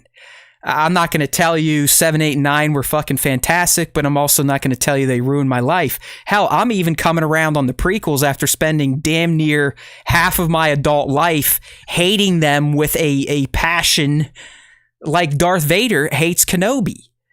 All right, I don't hate this franchise like some of you I think do, but you say you love it. It doesn't make sense. Like, Nick was telling me he puts this story out and the fucking cavemen are already back. Like, I'm assuming it was because it's a woman show and a potential woman lead character. Like, here, I'll read some of the responses to me posting this on our Instagram, and I won't call out the accounts, even though I fucking should. I'll just read the responses. And we'll get to it in a second. But she had another part of her quote where she's talking about, like, her pitch that she kind of put together and almost like what kind of story. Yeah, go ahead and read the other quote. Yeah, she says, for me, it's less about going through the Star Wars universe cinematically or artistically. I'm actually kind of combing through it geographically and going on a literal journey. When we were pitching, I had my designer create that Indiana Jones, like, we go here, then we go here, then we go here, dotted red line, like, this is our journey, this is where we're going. I mean, that seems interesting. And again, that sounds Old Republic to me, because if you played KOTOR, you went here, then you went here, then you went here. You went all over the place. And yeah, I mean, it sounds like these characters are adventurers or law keepers, peacekeepers. I mean, they're going to be dispatched, you know, like they always have somewhere to be. They're not just hanging out at an outpost. They're not just looking for bounties. They are tasked with going around and probably fucking up bad guys. I mean, very rarely are there shows that honor the evil. I mean, Breaking Bad's one of them. Soprano, I think, is one of them. But typically, most shows are about good guys. Yeah. I mean, so before I get into the quotes or the idiot responses from our Instagram, I will say one thing. A lot of people were trying to peg this show as this is the Cara Dune and Bo-Katan show because it's female led. Clearly, it's not. Like she's said, different timeline, right, different area of the universe. This is not going to be like a Skywalker timeline show based off of what I'm still going off the fact that KRT is just full of shit to their eyes with a Cara and Bo show. It makes no fucking sense on top of the nonsense that Gina's spouting out. Now, Disney hasn't come out and said anything yet because, I mean, she hasn't said anything that offensive. You just... Yeah, she's becoming a liability though, because there are people that are starting to just being rubbed the wrong way from her social media posts. So even if that was a series, which still just on the surface it sounded ridiculous, there's a good chance they're reevaluating that series at this point in time. Yeah. Okay, so now I'm going to read some of the responses to our just Instagram post about this, and our Instagram post does not link to the actual article because we can't do it on Instagram. So here's what the Instagram post said. It says, earlier in 2020, it was announced that Leslie Headland, the creator of Netflix's Russian Doll, would be creating a brand new female-led Star Wars property for Disney. And that was it. And it had a picture of her. That was it. So unless you went and read the story on StarWarsTime.net, you didn't know the content behind it. Nick, you know this. You know people don't fucking read on the internet. They just look at a title or they look at an image and then they try to figure out what the author's intent was. It's fantastic. Yeah. So here's what we got some responses. I haven't even seen them, so I'm interested. Ooh. Going off her comments, ouch. Okay. And then somebody just posted a rolling eyes emoji. Somebody says... why does she look like a great value Cara Dune? Like what the fuck is wrong with you? Somebody just puts no thanks, 3 thumbs down. Yikes, 1 thumbs down. FFS, which means for fuck's sake. Like I don't understand it. I don't understand. Let me explain it to you. We live in a country where 72 million people thought that the current leader was a good idea to keep going. So this type of shit doesn't surprise me in the least. We've talked about this before when we really used to rail on the fucking troglodytes of Star Wars fandom. I just like anything else in this country, once fucking MAGA took over, people started to become really comfortable with being pieces of shit in public. That's why TLJ got fucking hammered for its shit. That's why John was getting picked on for being a black stormtrooper. That's why Leslie's getting shit on just for being a fucking girl making a Star Wars project. I don't understand. Like, you don't know any fucking thing about this. You don't even know a single plot detail. And you're like, not for fuck's sake, this is stupid. I'm not interested. Like, you know nothing about it. And for people like that, if you listen to this show and you have that mindset, stop fucking listening to my show because you're an embarrassment to human beings. Oh, shots fired. It is unbelievable that somebody could have a take like this based off of nothing other than the fact that she is a woman who's writing the show and that she wants to have a female lead. Like, are you that dumb? Like, is your sensibility that far into the fucking dirt that it being created by a lady and then probably will have a female lead? Like, if that's where you are, stop listening to my shit right now. Because you're an embarrassment. Everyone in the United States just needs to realize that half the fucking people we live around are fucking nuts. They're fucking moronic. They don't believe in facts anymore. They only believe in cult-like mentality, the cult of personality, if you will. They're all about Tommy tough guys. None of this surprised me. It does sadden me. I mean, it's fucking stupid. Someone in here in the chat, toxic masculinity. That's exactly what it is. I don't know what these people suffered in their own lives, but I guarantee you they've went through something in their life to make them hate themselves, and this is how they make themselves feel better, by shitting on other people that don't look like them or have the same fucking junk in the trunk. Yeah. And it's just like, fine, if you like the one comment that really gets me is like the one that is like talking about the way she looks. It's like, what does that have to do with anything? Like, what is her physical appearance? Yeah, I mean, let's be real. To do with anything? I love John and Dave, but they're both fucking fatzos. Yeah, I mean, John Favreau is an odd-looking individual. Like, I don't get it. I just don't fucking understand that mindset, and it really pisses me off. That like, I mean, I know that this shit exists and it's out there, but like to see that type of response on a story that we posted on our channel and that we posted to our fans, get that type of response really fucking irks me. It's just unacceptable. And you know what? If you think that, then get the fuck out of here. Like I don't. Oh, dude, I think you just wiped out half of our audience. Yeah, I mean.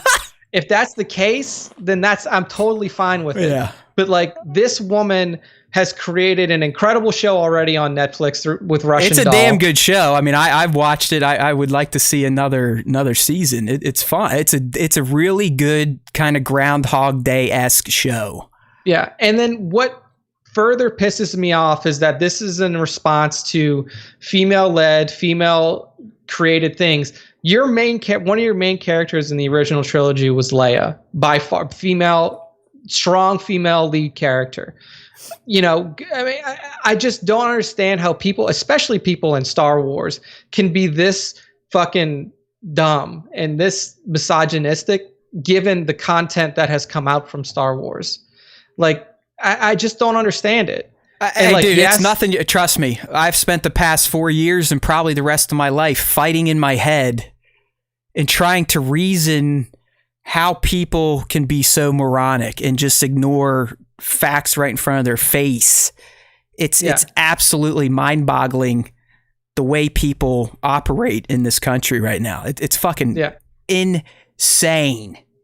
One of the other comments was like the sequel trilogy. It was, first off, the sequel trilogy was not female created at all. Like it had a female lead with Rey. Right. And you could say anything you want about the sequel trilogy. You can't say that it was bad acting. Like I'd say Daisy was one of the best actors on the project.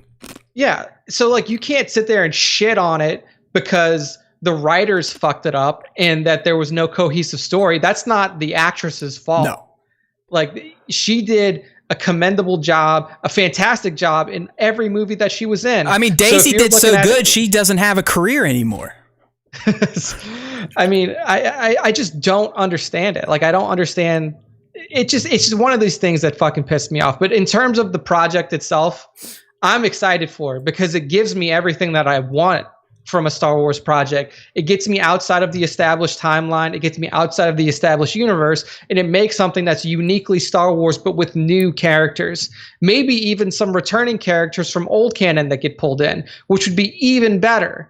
Like if she's going to revive some of these characters like Bastila Shan or like Revan, Malik, any of these other characters from the Old Republic, or even, you know, somebody else, like somebody else. Hey, we got Bill Boyko in the chat here. He threw out Asajj Ventress as a female character.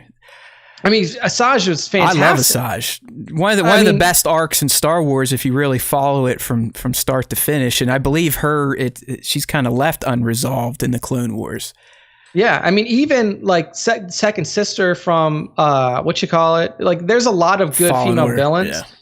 From Fallen Order. Yeah, I mean there's tons of them. I mean Darth Talon from the old games. I mean there's a lot. Hey, and I just we're going to be talking about Darth Talon on this cast. Look at Nick setting up a tease. What a pimp. I've got some Darth Talon canon talk coming up. There we go. Stay tuned. So I think that there's a lot of good that can be in this, that can come from this project, and I'm excited about it, regardless of whether it's female led, male led, alien led, or whoever the creator is. Yeah, I don't care about. I mean, honestly, a fucking AI could write it as long as it's entertaining. I don't give a shit. And speaking of shit, a turd could literally animate itself, come to life through magic, use its fecal matter to draw out the script, and if it's good content, I would still like it. Yeah, I just. All right. Well, let's move on. Nick's gonna fucking blow a gasket. Anytime he starts getting on my level of hate and he gets animated like that, we gotta like tone the shit back. I don't want the guy to have a stroke. It's just fucking. It's Neanderthal. It's awful, man. It's something I don't even address anymore. I like you. Throughout that sequel run, just seeing all the nonsense comments and shit posts, it did me in. I was like, I'm just gonna fucking remove myself from this crap. Fuck the comments. First off, unless you're commenting on my videos because I'm telling you to, most people that leave comments on shit are fucking losers. Okay. Oh man. Let's think about it. I mean, how many people are getting on a site unless they know it's somebody and they're communicating or they have other friends on the site? I mean, have you ever felt motivated to comment on a post, Nick? And that's the thing is, like, sometimes I will, but I'll, like, if I come across a post and I'm like, I don't like that, I don't feel the need. That's what I mean. I'm talking more like articles versus just like looking at someone's pictures on Instagram and leaving a comment. I'm talking like you're on like a Mashable or something. You know, sometimes they have a comment section. You're just who are these people? I don't get that shit. All right. Well, hey, Nick's not done yet. He's already kicked half of you out of our fan base, and now he's going to tell you the right fucking way to watch the Star Wars movies, which is counter to what I introduced last week with the chronological timeline.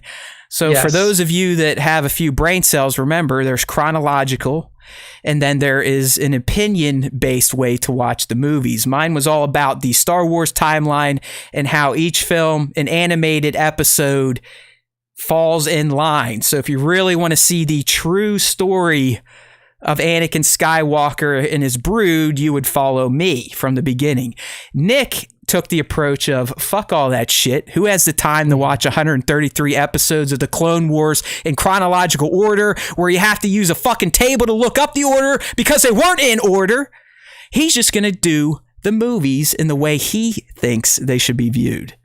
Yes. So I teased it a little bit at the end or the middle of the last podcast. So I just went ahead and put together my preferred watch order. And I will tell you why this is my preferred watch order and why I think it is the best way to watch real quick, Nick, I think that paragraph looks a little too long in the article. You're getting like Star Wars Time Show fan question response long. There's 3 periods in that top paragraph. This one right here, underneath your 1 through 11. Maybe it's because I got the screen squished, but I don't know. Like, oh no, there's multiple. Here, this is Professor HTML Matt coming out, and think about this. I think there's one long sentence in there. Both of these movies do a fantastic job. I would hit an enter right after A New Hope. That's where I'd put an enter right there. Oh, you're talking about like the actual paragraph itself. Yes, I would. Here's a pro tip. If you want to be an asshole like me or Nick, online blogging, or you contribute to an online site. And I teach this in my college classes, and I think sometimes students think I'm nuts, but it is right if you think about it, because we all do it. When you get on the internet, you devolve as a human. Yeah. We just talked about it. People look at images and post titles and start acting like a caveman. People devolve on the internet. So if you have like a long block of text, they're going to look at that shit and go, fuck you. I'm not reading that crap. And they'll just skip it and get in the comment section and tell you how dumb you are based on what your title says. So that is a very good point. There's your web etiquette 101 from Professor Matt. Thank you. There we go. Right, moving on. Move along. The best way, in my opinion, and this stems from me always starting with the OT. So I basically go in a modified release order. Is the best way to put it. And this is movies only. So I like to start with the OT. I think it is, even though the prequels technically exist before it chronologically in order in the universe, I think that the original trilogy lays the foundation that is necessary to enjoy both of the subsequent and I guess you would call it, you have to say that's true because that's the way the maker delivered it. Exactly. So the way that I watch is now with all 11 movies out, I watch Solo, Rogue One, A New Hope, Empire, Return of the Jedi, then Phantom Menace, AOTC. I almost put in AOTC that like you can really only, just watch like the last 40 minutes of it. Revenge of the Sith, Force Awakens, TLJ, Rise of Skywalker. Some people will ask me, well, why are Solo and Rogue One up front? Are they up front? Why are they the first two that you watch? The explanation behind that is Solo and Rogue One lie in a very different part of the timeline in comparison to the other two trilogies, the prequel and the sequel. So it doesn't make sense to really watch them either after the prequels or before the sequels. Like you should watch them as a part of the original trilogy because that's essentially what they are. They are an addition to the OC. I mean, Rogue One is essentially episode 3.5, right? Mm-hmm. Then you got episode 4. So for me, Solo in particular does something that you really aren't going to appreciate if you watch it directly after the prequels because you're like, okay, well, I'm being introduced to a character that had no bearance on the story at all from the movies that I just saw. So starting with it introduces you to a main character that plays a very huge part right up front. And it also gives you context into Han Solo as a character and why he acts the way he does in episode 4. But we also, Nick, get a different presentation of the rebellion, right? Yes. We learn more so than any other film that the rebellion was a true rebellion. It was happening in pockets and factions, but every faction was doing something for the greater good, where Emphasis faction, they were out there collecting coaxium for the rebel fleet. Yeah, so with this order, you get to see a really good evolution of the rebellion. Like you said, from small pockets to more organized in Rogue One, actually putting in a full assault on an Imperial-controlled planet of Scarif, and then you get to see, the full rebellion at its full power in episode 4, 5, and 6. Its full power is like there's a couple X-wings, and they always were ass wipes. I mean, you have to argue the Battle of Scarif really fucked them up. I mean, it fucked their fleet up. They lost the entire Blue Squadron. They lost a capital ship. Yeah, I mean, it's not like the really rebels were able to make those huge cruisers left and right. So yeah. And you also get, like, through watching Solo and Rogue One, you get an introduction to Maul right up front as a big bad, so now you can go back and watch the prequels and say like, hey, this guy ends up running crime syndicates. And that idea, again, that's another tease for our next topic. Maul is the big bad. Keep thinking about that. I think that watching Solo and Rogue One in front of the original trilogy sets up it gives a lot of good context with the two newer movies to the older movies, and it also builds the rebellion up in a very interesting way. It also gives you the best Darth Vader scene you're ever going to see. True. Then going into the prequels, because when you go into the prequels, you then get all of the necessary context into how we got here. You get the old Ben, like, the Clone Wars. You get the old Ben, your father, the point of view thing. Your father was killed by Darth Vader. So you fill in all those gaps. And then it is necessary to watch the prequels before you watch the sequels, because if you don't, then you completely miss out on the importance of Palpatine. And his long game and how fucking pimpy he was. Yeah, I mean, there's nothing to argue about this order. I have OCD issues, so these days, for some reason, I can only watch it in Star Wars timeline chronological order. I'd said this last week. With each release of 7, 8, 9, I would spend, a couple weeks prior rewatching every movie, and I always had to do it in Star Wars chronological order. Nick has very valid points. they were delivered this way for the most part in real life chronological order. The only ones he's kind of moving around are Solo and Rogue. Those obviously came out way after 4, 5, and 6. But it does make sense. And again, George started with 4, 5, and 6, and I believe one of the reasons was because he knew the story he wanted to tell in 1 through 3. He didn't have the technology to do it yet. But I think he also felt starting in the middle, or in those days, I think he was calling it the end. Yeah, starting at the end of his 6-movie suite. He just like Nick said, he thought it would make more sense to kind of tell where things are before showing how it got there. Yeah, and I gave you. I'm actually going to change the name of this order. I said the comparison watch through order. Let me scroll to the next one. I'm going to change it to the hero's journey order. And this basically allows you to watch the hero's journey, or what exists of the hero's journey, for each main character in each trilogy in sequence. So instead of doing it in any sort of like trilogy order or chronological order, this would be Phantom Menace first, then A New Hope, then Force Awakens. So you're watching the first of each trilogy in order. And then you get to compare. The reason I called it comparison is you're comparing the journey of each main character to each other as you watch them. And George is on record, I believe, saying that he always planned on mirroring themes in the prequels to the originals. Exactly. Like almost identical how they flow. Yeah, they're a little bit different stories, but the overarching narrative theme is pretty much the same between 1 and 4. 2 and 5, so on and so forth. Exactly. So you get to see that too, because the same thing happens in the sequel trilogy. I mean, people really shit on JJ when he released TF. Well, I mean, it wasn't as hard as they shit on Ryan, but like people were a little upset that JJ was mirroring episode 4 with episode 7. Guess what? George did the same thing. What do you think the fucking Trade Federation attack was? It was a mini version of the Death Star. Anakin himself blew it up just like his son did many years later. I mean, come on. Yeah. I didn't go to film school, but are Star Wars movies that fucking hard to kind of look under the cover? I mean, come on. Easy to understand. So Joe Klondike from the chat asked if that's the order I'd recommend to somebody who's never seen the film. No, I would. No, so I would recommend the best way to watch Solo Rogue One first as a way to introduce it to new people.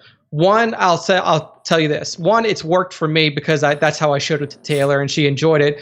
And 2, you're starting off with 2 newer movies. So oftentimes people who aren't big movie buffs won't get into older movies. So he's right. I mean, let's be real. Let's be real. What ILM and George did on 4, 5, and 6, amazing. They should have won Olympic medals, medals of freedom, whatever. And it does still hold up to a point. But when you look at episode 4, 5, and 6 now, and you compare it to hell, even 7, 8, and 9, what they're doing in space and whatnot with the visuals, it's like, okay. You can see the guys with their models and their matte paintings to create backgrounds. I mean, it is, we love it. To us, it's life. But Nick is right. You bring in a non-Star Wars fan, you throw A New Hope in, they're going to be fucking shocked. They're going to be like, it's going to be a culture shock because they're probably not used to seeing movies from the 70s. Yeah. So I think, yes, Klondike, I think that one is. And I can't disagree with that. It really is. It's for the most part outside of 1 and 2. It's how the maker intended them to be viewed. We have to trust his decisions, especially way back at the beginning.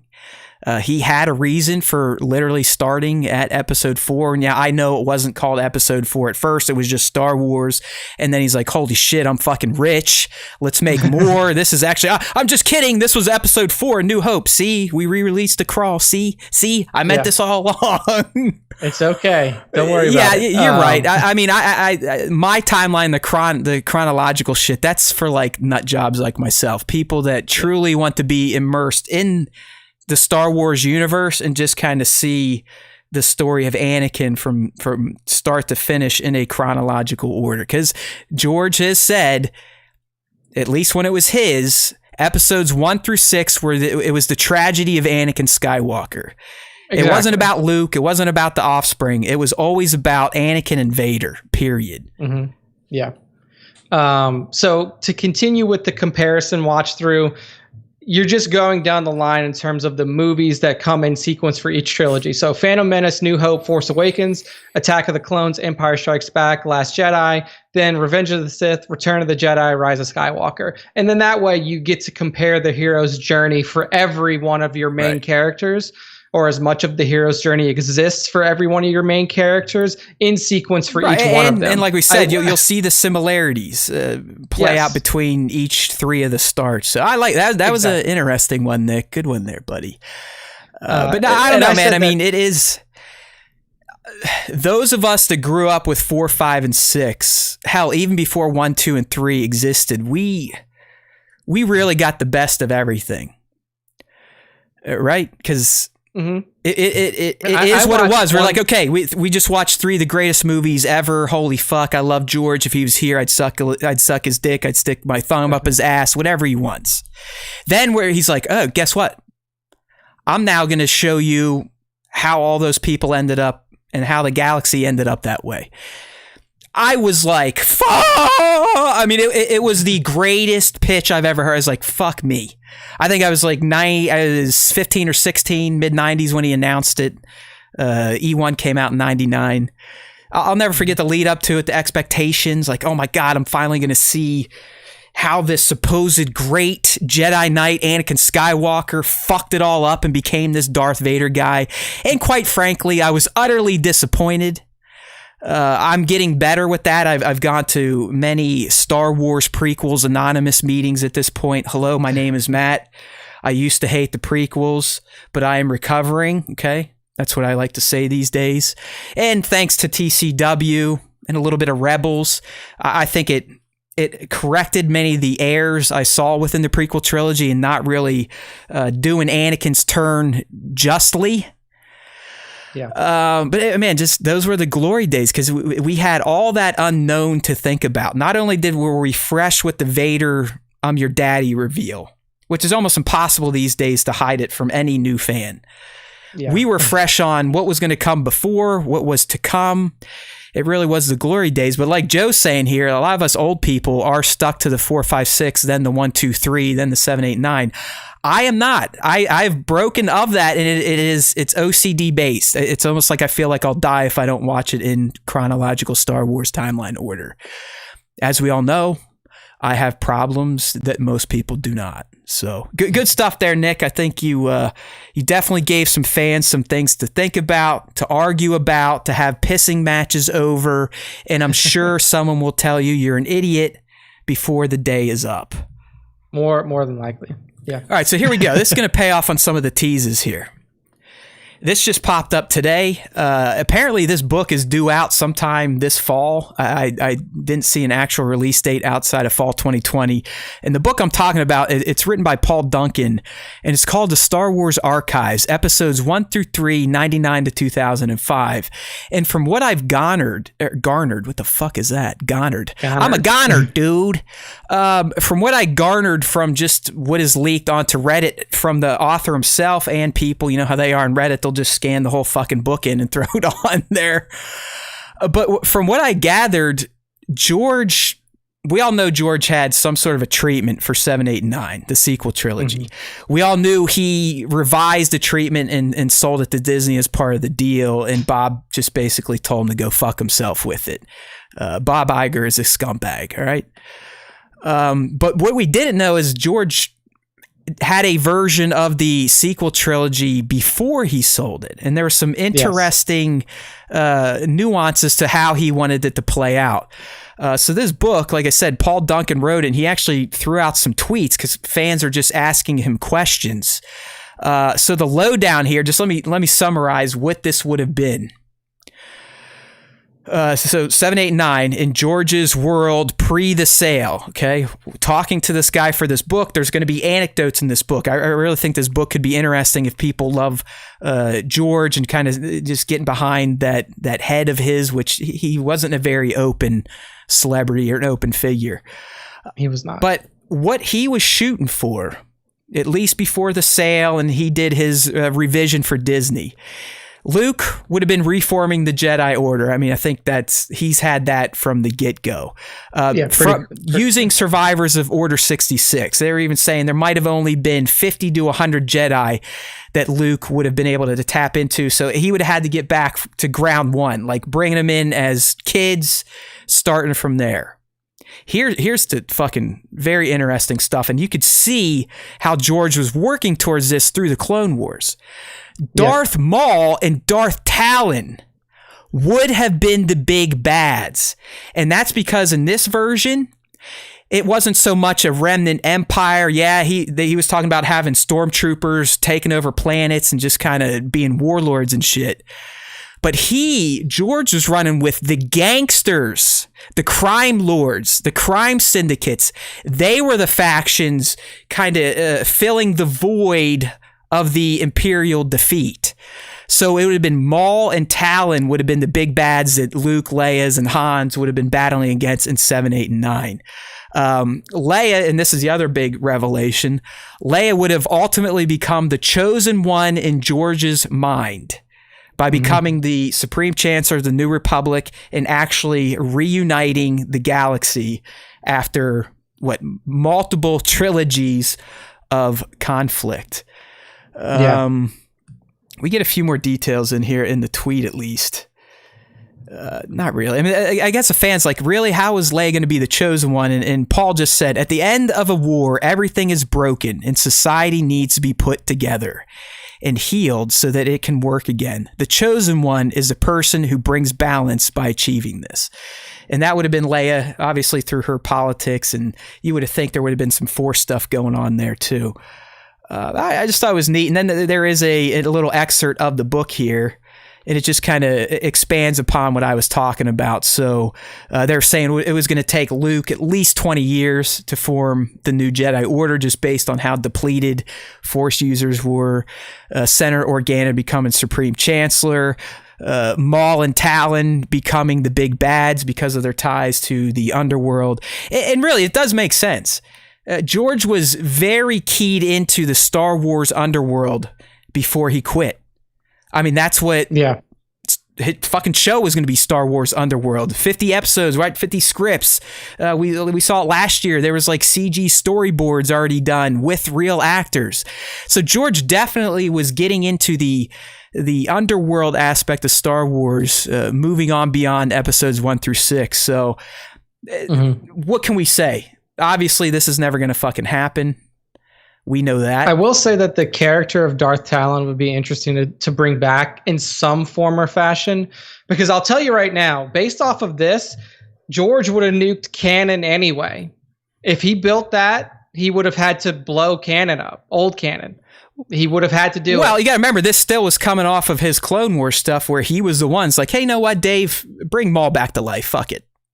Oh, no. I mean like novel canon. Oh, yeah. Like okay, he would have had to explode novel canon. He would have had to explode video game canon because in novel canon at that time, like she didn't come in until like 100 years later. Like she came in way later in the timeline. I mean, honestly, Nick, my take on, or she was like around 100 years later. My take on old novel canon, which is now Legends, I honestly always thought that George looked at them as Legends anyways. I never looked at the old books, probably why I didn't read them, as gospel, because it wasn't blessed by George or Lucasfilm. Yeah, obviously the rights were given to these people, but I don't even think George looked at those novels as anything that he was beholden to.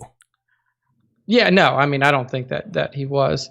But yeah, I mean, like, because she came in, the first time you see her was basically in the game, the Jedi Knight, Jedi Academy game. She was the primary villain there.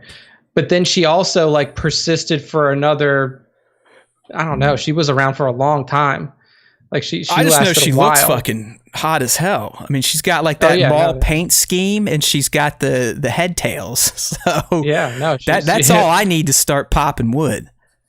Yeah, I mean, this is how far down you're getting in terms of like the fucking the rabbit hole. Her apprentice was Cade Skywalker, which is like so far down the Skywalker fucking line that you don't even know who his dad was. His dad was Cole Skywalker, head of the Jedi Council, descended from Anakin and Luke. Right. Like, who was his dad? Like, he died in 130 ABY, so that's 130 years after. That's getting like, crazy. You're getting way in. It sounds like this trilogy. I don't think George was fucking with any new people. He was continuing on the big three through 7, 8, and 9 as kind of being the mains. I mean, I'm sure he would have got a few younger people in there, some of Luke's Jedi. Maybe some which would have been easier. I mean, if he was working on this in 2012, so I wouldn't say it would be easier to do because they would still be old. Like TFA released in 2015. So you're only talking, like if you released in 2012, you're only talking a 3-year difference. So they're still old motherfuckers. So you had to have a new crop. But like the new crop would have probably been kids. Yeah, I don't relations. know you're probably right. Yeah, like their relations. Solos, which is Skywalkers, that type of stuff. Yeah. But like I said, depending on where he's doing this in terms of canon timeline, he would have had to nuke a lot of what happened. Like, George is all right. Games. George is fine creating plot holes within his own work. Okay, he's got no issue with that. I mean, look at he turned Obi-Wan into essentially a bullshit artist by doing episodes 1 through 3. I mean, he made old man Obi-Wan look like a senile mushroom eating dickhead. Yeah. And I feel like he kind of made it up on the fly. He was like, I really do think when he killed fucking Maul in episode 1, he was like, I'm pretty sure I killed him. Like, I think he's dead.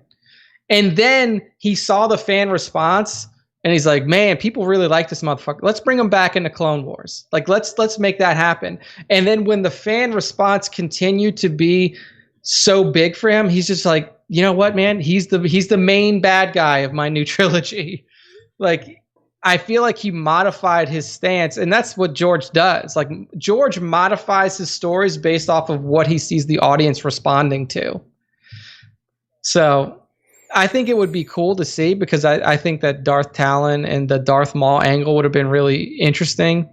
I would have really liked to see a trilogy where the formation of the Jedi Order was happening and you didn't come in post that, because I think that that's really cool. That's what made the video games post ROTJ really interesting. That's why a lot of people are still butthurt over TLJ. They wanted that Luke. I'm not even so sure they wanted He-Man Luke, Superman Luke.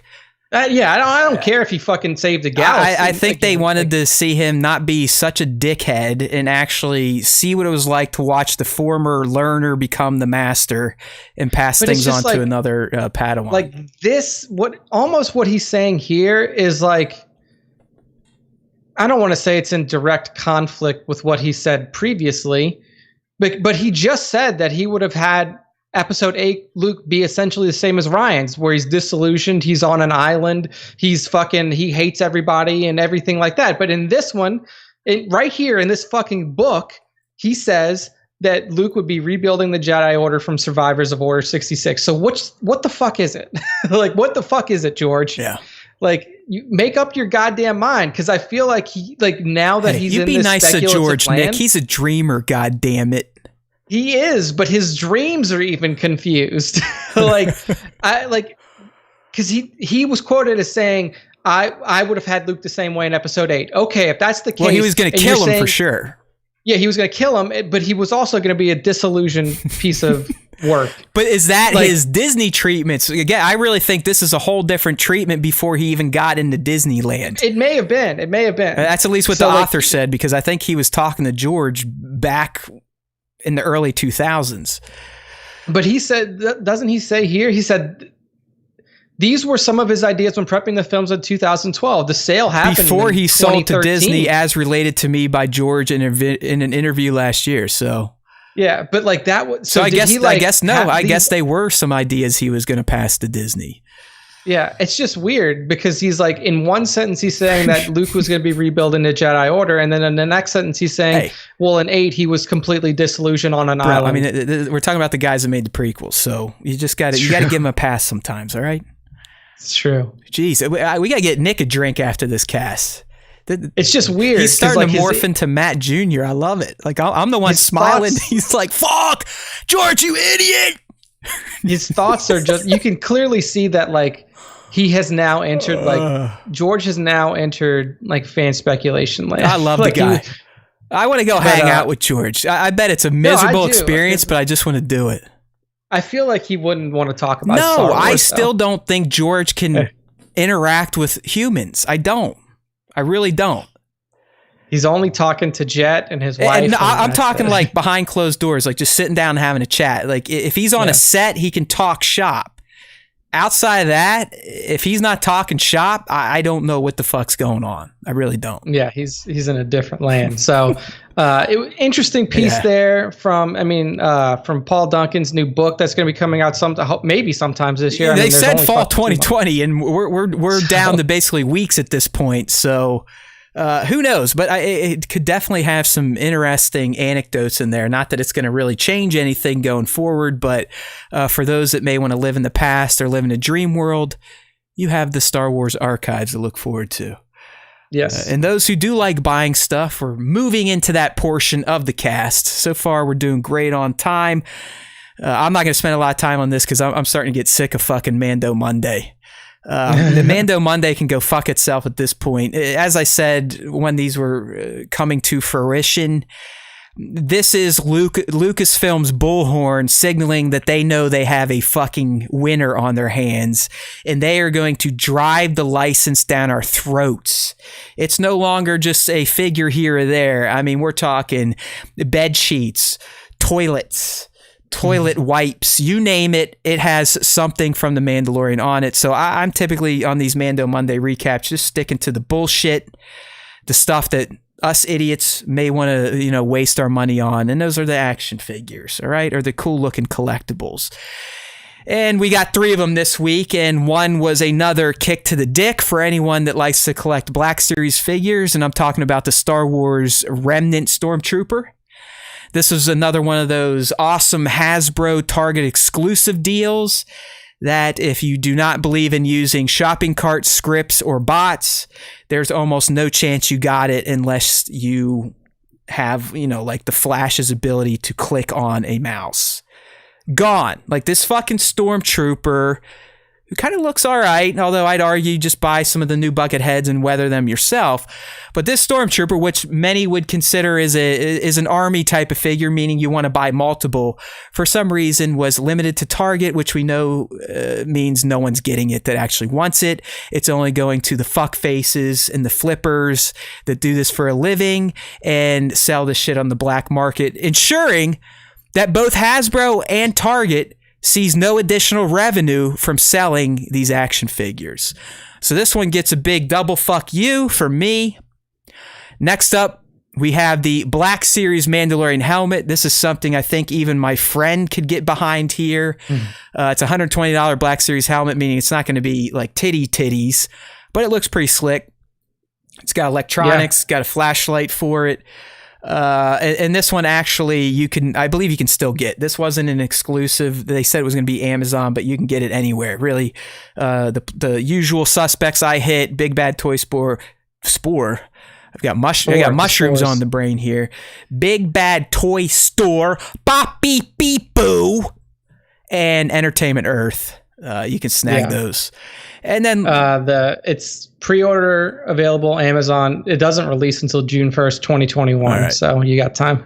And then last but not least, the good old egg canister and child Funko set. We saw this leak a few weeks back. That's where I kind of got on this egg canister means something train, and it did. And Nick got on, I just think it's for the kid to eat, and he wasn't necessarily wrong there either. So yay for us. We're fucking awesome. But if you're still into the Funko love, this would be from Amazon. It seems Amazon's getting all the Funko exclusives. So there you go. There's your fucking Mando Monday recap. I actually spent $0. Yay for me. Just with our last little new toy reveal here, and this one probably is going to cost me. Thanks, Klondike, you motherfucker. He's the one that tipped me off to this last night, and I just replied, fuck, with a period. And what I'm talking about, my friends, is it sure as shit looks like Hot Toys is not done with their Mandalorian Season 1 wave of figures yet, because they are teasing a 1/6 scale Moff Gideon and a motherfucking 1/6 scale Tusken Raider. I don't know, dude. I literally have them all locked up and pre-ordered at this point. Did you pre-order the Sideshow Moff Gideon? No.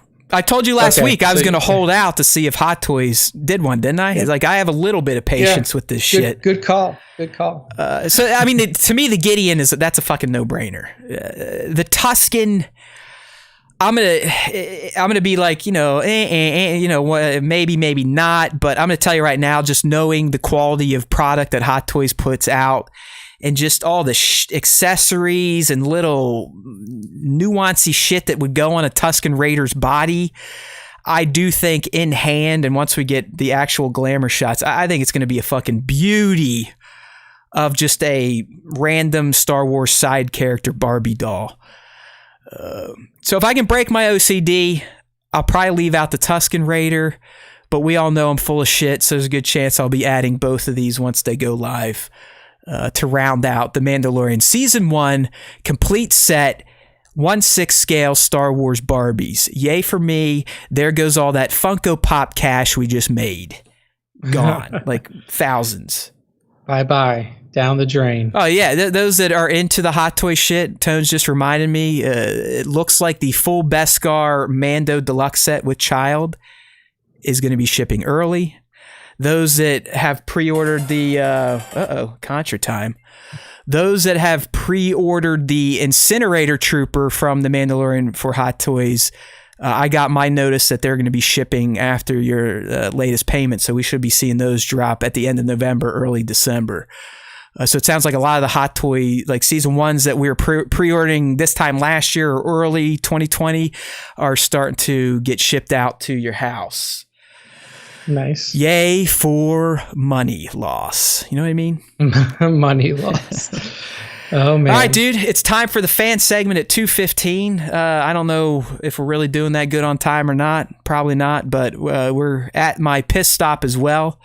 So give me a second to bring up the Slack, and I'm going to turn it over to Nick Boy here. Yes. And he is There's no need to review the question this week. Yeah, he's going to get into the questions. Yes, it was just, what was your favorite Mandalorian scene? Right, it looks like action figure noob gets first dibs. Ready? Yes, he's first. Go. I will run through this response while Matt goes to the bathroom. There's no story responses this time because we're trying to make this one faster, knowing that Matt has his anniversary day today. So no 25-page response from Darth Hideous or anything like that. We're going straight to the responses on the post. So he says, my absolute favorite part that made me seriously bust out laughing was when they crashed in that cavern. Din was looking for the kid and the eggs, and he finds them on top of the canister, and the kid ate one, and Din asks, how many did you eat? I found that line and how he said it freaking hilarious. This episode showed us that Din needs to work on his parenting skills a little bit more. I know a lot of people are complaining this episode felt like a filler, but I found it to be just like what the U.S. election was. Just had to be a little patient with the results. I'm sure this episode will make more sense down the season. That's kind of what we were saying in our discussion on it. Even though I felt it was a little weak, I feel like it could kind of come back with significance given what happens. Oh yeah, now he's changing his tune. I see how it is. That's what I said. I don't like it. Like, even if it gets more significance, I still don't like the episode. Right. Like, the episode itself is fine, Mike. Good. We like to pull on those nipples every once in a while. Up next, Lights, Camera, Tentacles, the creator of Cluster Flux or Flux. The Cluster Flux universe. Love this guy. The alien homage. Yes. Really great fun, made me smile. Of course I would make him smile because he is the master of the mashup. And he is right. I mean, there was that when the child walks up to that first egg, it completely splits like a Xeno baby or a face hugger. And you look in there, and then he just pulls in and starts fucking eating it. I like when he goes in for, like, he starts eating the goo out of it. That's how fucking insatiable this thing's hunger is right now. Just so hungry. It's very weird. Right. Next up, Lima4 Photos, our good friend from our Discord, says, my favorite was when the rebel pilots saved Mando and co. and let him go because he showed mercy to one of their own in the past. Y'all know how I am when it comes to troops and veterans, even if I'm not one myself, but I can say from my observation/exposure over the years that what happened there is a great representation of that unwritten code of honor dynamic/bond between people who have been in the shit. Yeah, that was Nick's fault reading. I actually thought that was written pretty well. So yeah, we'll blame that one on Nick. He's catching my disease. Say, I'm tripping all over my fucking tongue today. Yeah. I know. I ate some soup. It's like I think the intern was in here earlier commenting when I messed up. It just the beep boop bop bop beep because that's kind of what I'm sounding like right now. All right, Fallen Troopers up next. When we got a little insight of Mando and the kids' daily life. I mean, sleeping together in that little place or preparing the lunchbox. That is nice. When I did remember when it was like, damn, they sleep in a tiny ass little fucking hole. And it was funny to see the child after he's, murdering all these babies sitting there with his own little plate. The meal's all organized on it and shit. I don't know. It's just, I like just the little dumb shit. Sorry. Yeah. I'm brain dead. What do you want me to say? The next one is from Puffy Dread 2670. I felt like we would get a counterpoint in here. He says it fucking sucks. 3 thumbs down. There's Nick's friend right there. Oh, look who's here. Bossa Jan making the end of the liver. Oh, we finally saw a picture of this guy, by the way. Dude's got a legit beard, and he got his Star Wars time hat from Greggy Boy. So thank you, Greg, for dispersing them across the fake land down under. We speak your name. Very nice. It fucking sucked. 3 thumbs down. Hey, that's his feelings on the matter.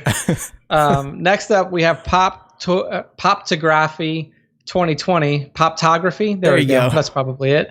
Baby Yoda is always hungry. Haha. Every time he ate those eggs was hilarious. Also, this episode is definitely not a filler. When you only got 8 in a season, you can't afford to have That's kind of what I was saying. Like there will be some purpose to this, even if it's giving the kids the shits in episode 3. You never know. Yeah. Okay, so the next one up is Wyatt Harden. He says the spider chase was cooler. It reminded me of Harry Potter and the Chamber of Secrets. That's kind of my thought on it as well. It was very Harry Potter. I think this is almost a generational thing because I kind of went more towards the Tolkien spiders. Yeah, like Shelob and her brood and all that.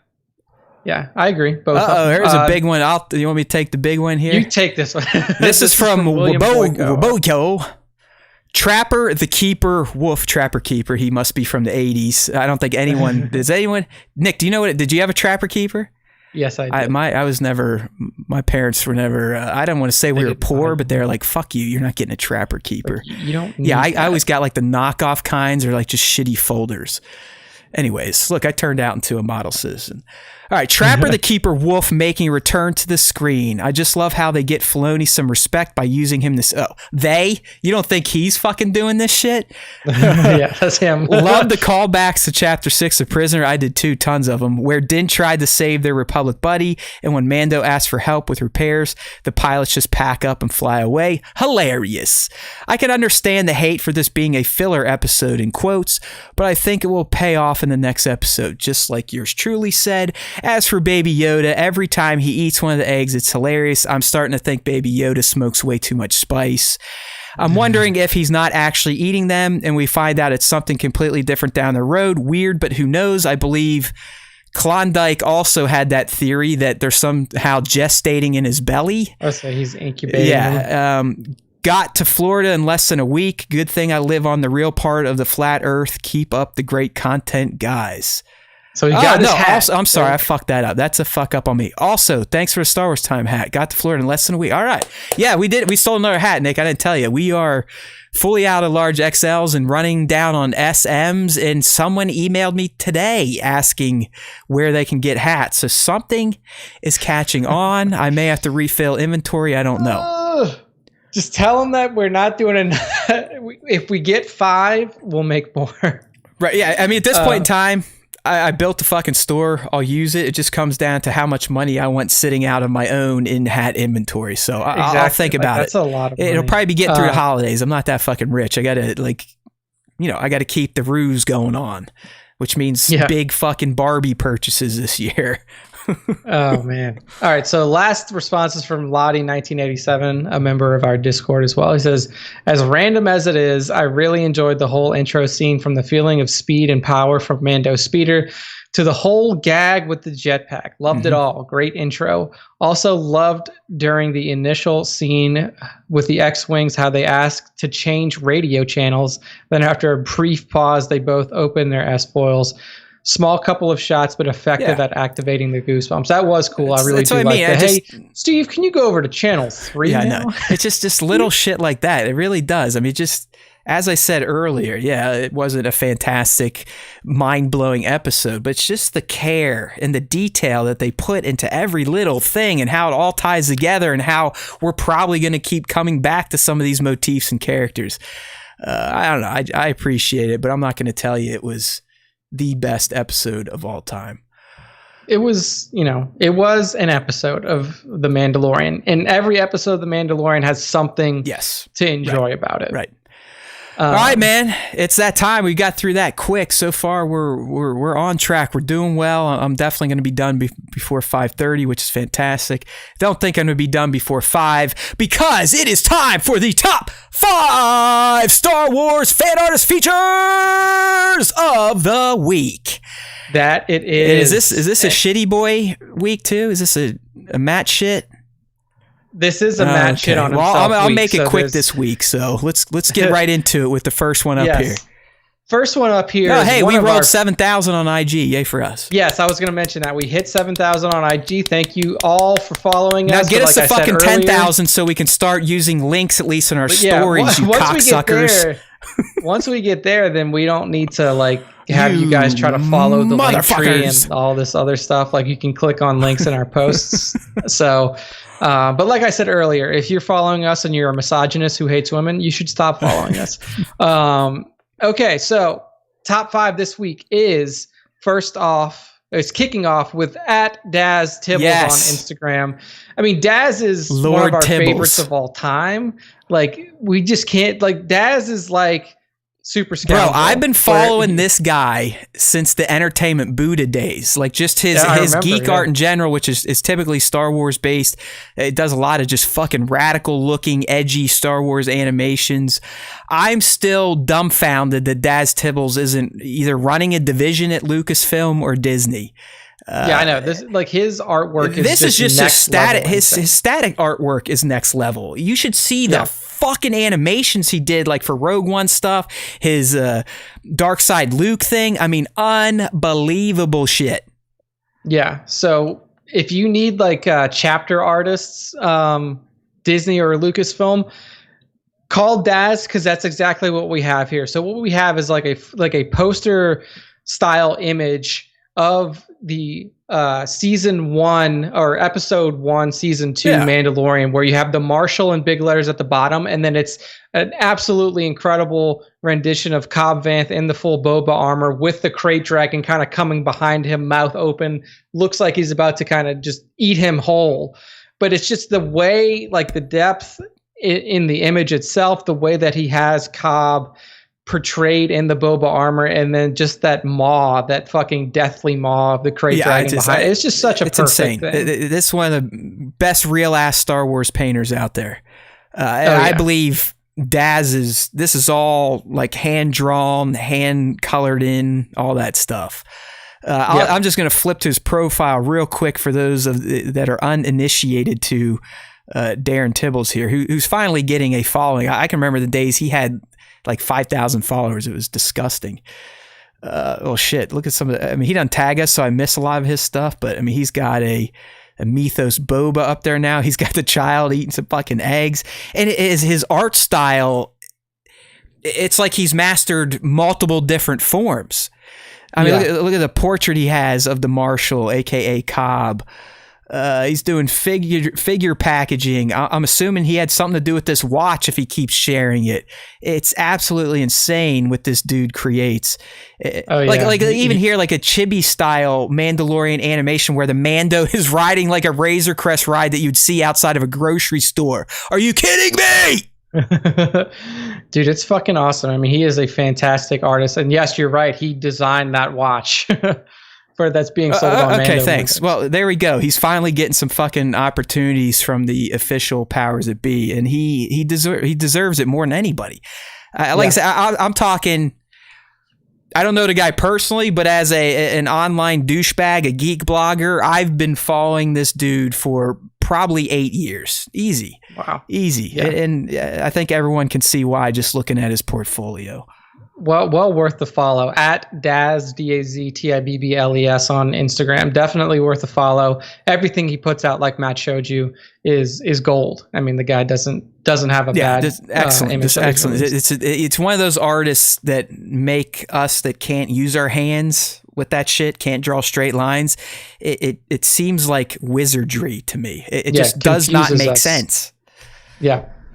All right. So next up, we have a shot from at Figure Photo Works on Instagram, and I really like this one. Just stood out to me immediately. I don't know if it's because of the color grading in the shot or if it's because of the way that he has Palpatine. It's the face. To me, it's the crispness of Palpatine's face. Yes, that's what I was gonna say. Is that face? So what we see here is Emperor Palpatine. This is, wrinkly old Emperor Palpatine in his Sith robes, but he has his lightsaber ignited behind him, and he's also shooting Force lightning out of his front hand, and he's flanked by two what looks like Coruscant. I mean, this would have to be Clone Wars era Palpatine. I would say this because that's Commander Fox, and then one of those what do we call them? Shit. Coruscant cards. Yeah, thank you, Nick. Thank you. Yeah, the Coruscant like cards. You're the one that collects all these dumb fucking things. Yeah.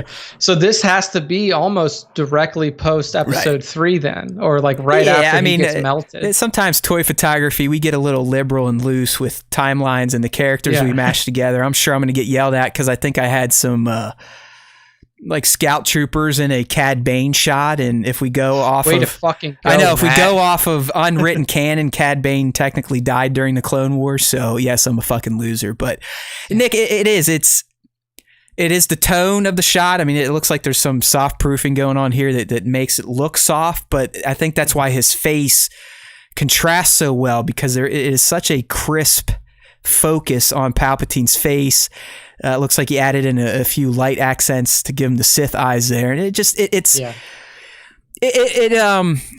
it reminds me of the power that this character has, yet he never showed because he always wanted to look decrepit. It's like the Palpatine I just explained that showed up in the most recent Vader comic, where he literally crumbled Vader into a ball of shit and left him at the banks of a Mustafarian lava river. Yeah, it's that moment where, like, if you've ever seen these like and one basketball videos where like there's a guy that's dressed as like an old man that's like standing around the court and everybody's making fun of him, and then he it's Uncle walks Drew. onto the basketball. Uncle Drew. Yeah, Uncle Drew, the movie where he just schools everybody. And that's exactly what fucking Palpatine is. Like, you see him sitting there, he's like, "Ugh, I'm dying, I can't move," and then he just fucking blasts you with lightning. Unlimited power. Whips out his saber, does a few fucking backflips over your head, and then you don't have any limbs anymore. He's a creepy motherfucker too. But yeah, I mean, this fantastic Palp shot from at Figure Photo Works. A really good count. I mean, it's an account that we featured before. I don't know in top 5, but I know I featured on the page. And yes, my friends, those that are glued to being featured or getting featured, the hashtags are still disabled. Yep. Please tag and hashtag. We want to keep the system going, but the only way I'm guaranteed to see shots now are through at mentions or at tags like that. The hashtags are just way out of order. There'll be a few recent ones, then it'll jump back like a week or so, and I don't have the time to fucking dick off with that shit.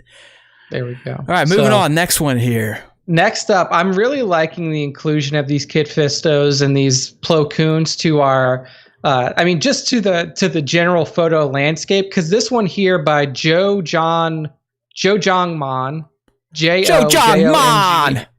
Yeah, Jongmon is a perfect Kit Fisto shot. Yes. And people love putting Kit Fisto in water.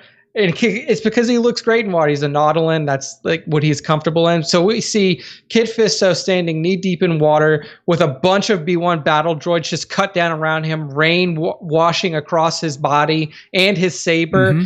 And what I really like about this shot is that he has that subtlety in there where like you can see some of the droplets colliding with the saber, and like you can see at certain points of it, like the saber kind of flaring out a little bit. I think this is definitely a mix of practical water and some after touches to kind of highlight it. My favorite thing is almost it's the dreamlike haze that we got going on there. I really like the atmosphere that Joe Jongman went for. I don't quote me on this, people, but I believe Joe Jongman is either a Work More or Less or Black Series protege. I think I just remember Joe Jongman coming to us in our DMs asking how to get involved in this little circle jerk we do with each other every week. And he said something like, hey, this person or this person referred me here. So it's actually for the quality of work JoJo puts out here, or Joe John. His real name's Sean James A. Escobia. Not a great following. Yeah, I know. This is another one where you scratch your head and you're like, okay, Instagram, I don't know what's going on here. Oh, here it comes. I told you it might be coming. The party's starting right here, right on the live stream here. Listen, everybody. Ready? Bingo. Oh, yeah, now we're gonna get crazy. I'll be here till 8 o'clock screaming and saying shit that I shouldn't say on camera. No, we'll stick with it. I'm getting started here so the missus doesn't blow me away. Yes, all right. That's Matt's cue. Like, hey, hurry up, fucker. I told her, so hey, if you're gonna start popping some brews and I'm still jabbing, you bring one down for me, please. And here we go. It's right here. Yeah. It's even covered, so we don't have to worry about like licensing issues, labels. All right, or anything. Check that out. That was a good move. I do recommend this for any beer drinker. The Yeti single koozie is the greatest thing ever made. All right. Yeah. So Joe Jongman on Instagram definitely deserves more of a following. Only 452 followers. I really do hope that he's, learning a lot from his from his Jedi Master toy photographer, whether it be Work More or Less or whether it be Black Series. So good to know. Dizzle wants to know the brand that you're drinking, but we can't reveal that. That'll get us ripped from YouTube. Look at Tone saying boosh. I'm not that American, buddy. Like when I drink shitty beer, I drink quality Coors Light. These days, I don't really partake in the shitty stuff. I'm an IPA head. So this is. Let me hear. I can even tell you just by smell.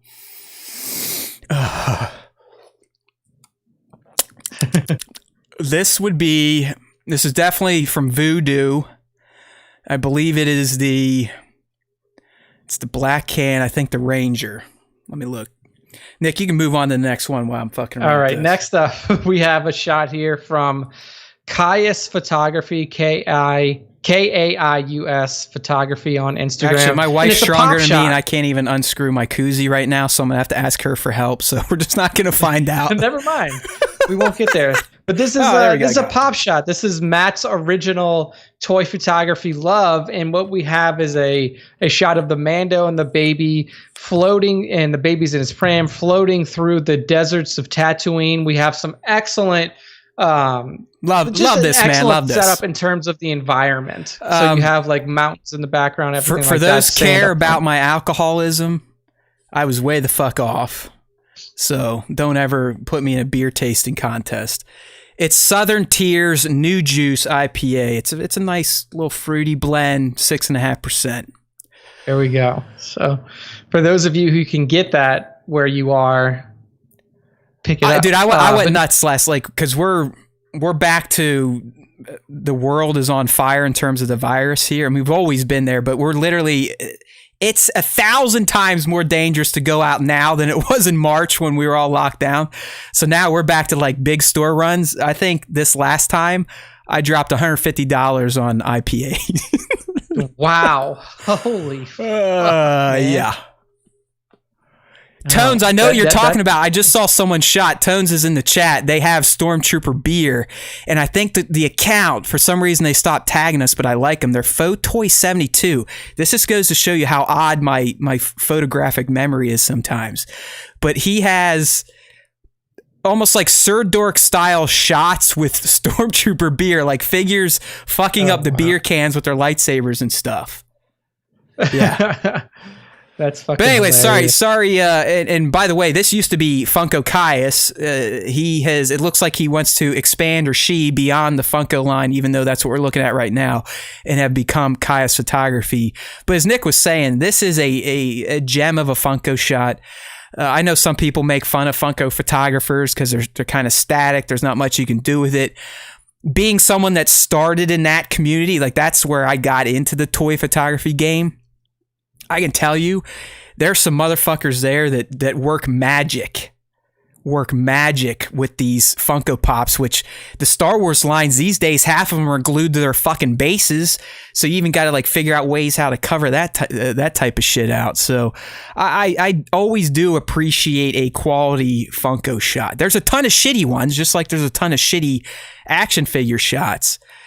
But when someone takes the time, they're like really craft out a scene here for the Pops. It looks fantastic.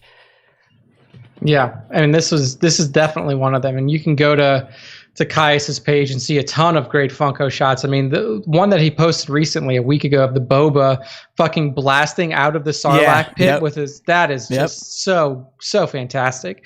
I mean, this one in particular, the baby in his pram and Mando walking through Tatooine Desert, just well executed, well staged. All of the things that are around him really sell the Tatooine Desert feel to it. The rule of three really is, I mean, it's a simple concept. That's why I always recommend, for idiots that can't just see it, turn that damn grid on your display in your phone. It does help. You know what I'm talking about, those that use it, especially if you're shooting from a viewfinder. You can turn on the option to have typically like a 9 square grid or more than that. I like the 9 square grid because it makes it very easy to see where the thirds are in the intersection points, and that's typically where you want to place something that a human's eye will look at. Good stuff here. Caius Photography, if you're into the Funko scene, great follow. All right. I'm glad you picked this one because a lot of times you look at shots like this, you're like, oh, is it a great photography shot? It is, because of the idea and the execution. Exactly. So this one here is from @Kessel-Run Cameras, and it is a shot of Donald Glover Lando, so Solo Lando, doing exactly what you would think Calrissian Chronicles, man. Yeah, like he's sitting there and he is recounting, like you said, yes, he's recounting the Calrissian Chronicles, but he's also like, I think he's rewatching himself doing it, and he's like the way that I looked at it was like he's rewatching it and he's like critiquing himself. Or doing it live. It's just, I mean, or doing it live. And like I said, I mean, I would argue this shot it pops because of the after stuff, like the post processing. Yeah. But it still had to be set up in a way to get the effect in there. The idea had to be generated in Kessel-Run Camera's head. And like I said, it got executed perfectly. And this is, as soon as I saw it, I believe that was his initial, whatever the fuck. It's not a comment. Why am I so dumb right now? I've only had a few sips. Caption, Jesus, Nick, you got to help me on shit like that. I didn't know what you were talking about. His initial caption did it. He's recording an episode of the Calrissian Chronicles, and it's perfect because you even get the mirrored image. You know how the arms on different sides. I mean, I love the mirror. That's what really sells this and makes it as good as it is that mirror. So you can see what he did. Like, he took this shot here from his back, but he had to flip around and take the front facing shot so he could get the face, he could get everything in that hollow recording style that we see in the blue. I mean, it's just it is peak Lando. Oh, that's what I was going to say. It's as Lando as it gets. I mean, this is Baron. What's his full fucking name? Baron Lando something Balthazar Calrissian the third. Yeah, I know there's numbers in there too. What a fucking pimp. All right. It's just, this was one of those creative shots where I was like, man, just for the creative. One, it's a good shot all around. Two, the creativity behind it. And three, you've perfectly captured the essence of this Star Wars character in this shot. It definitely had to be a top fiver. So, excuse me, at Kessel Run Cameras on Instagram. Well worth a follow. Again, we have a couple of lower follower self-described accounts in here. beginner toy photographer that requires and deserves some following. So we've had other people tell us once we grace their account with the Star Wars Time Show juju that they see an increase in followership. So hopefully that plays out for a few of our featured artists this week. I hope that happens. It looks like Kessel Run is a big fan of the solo stuff too, because we can see some Val in there. Mm-hmm. We see some young Lando Beckett. I mean, Nick, honestly, the solo line of Black Series figures are some of the best looking figures in terms of their face sculpts that they've had for a movie, a trilogy, whatever. I mean, they really, the Lando, the Han, the Kira, they all were spot on. The Emphas, it was a great line of figures for a movie that supposedly everyone thought was a pile of shit. Yeah, I mean, it's a great movie again.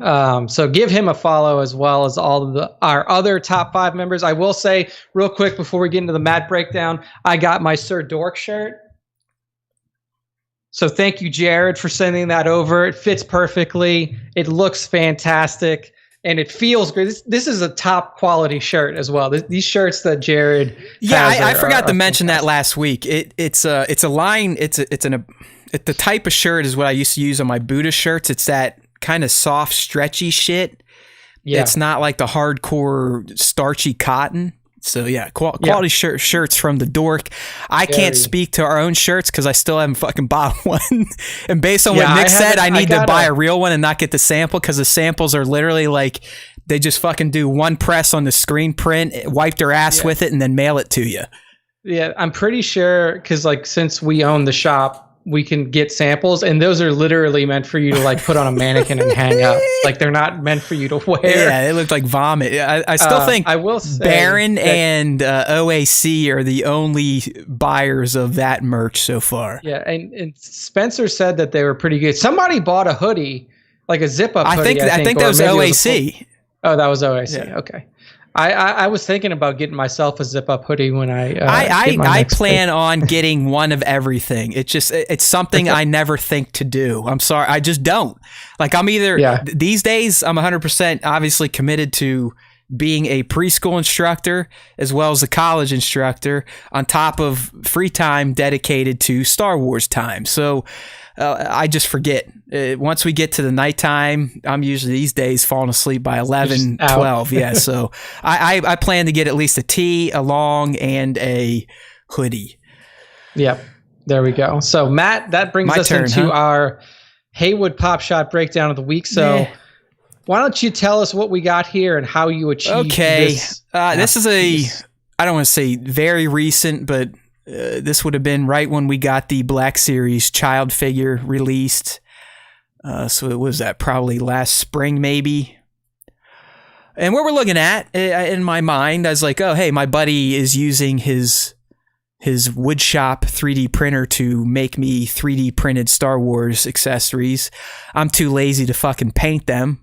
Not that I give a shit. They look gray. That's good enough for me, but I want to use them in a shot. So literally I wheeled out the generic Star Wars looking barrel, the Star Wars circle crates, and I had the child, and I was like, yeah, let's see what we can do with him. So the shot is of the child. He's facing the barrel. The barrel's up in the air, and on top of the barrel, what do we see but a little frog snack? So I guess in my mind, because we've gone over this, I don't pre-plan shots.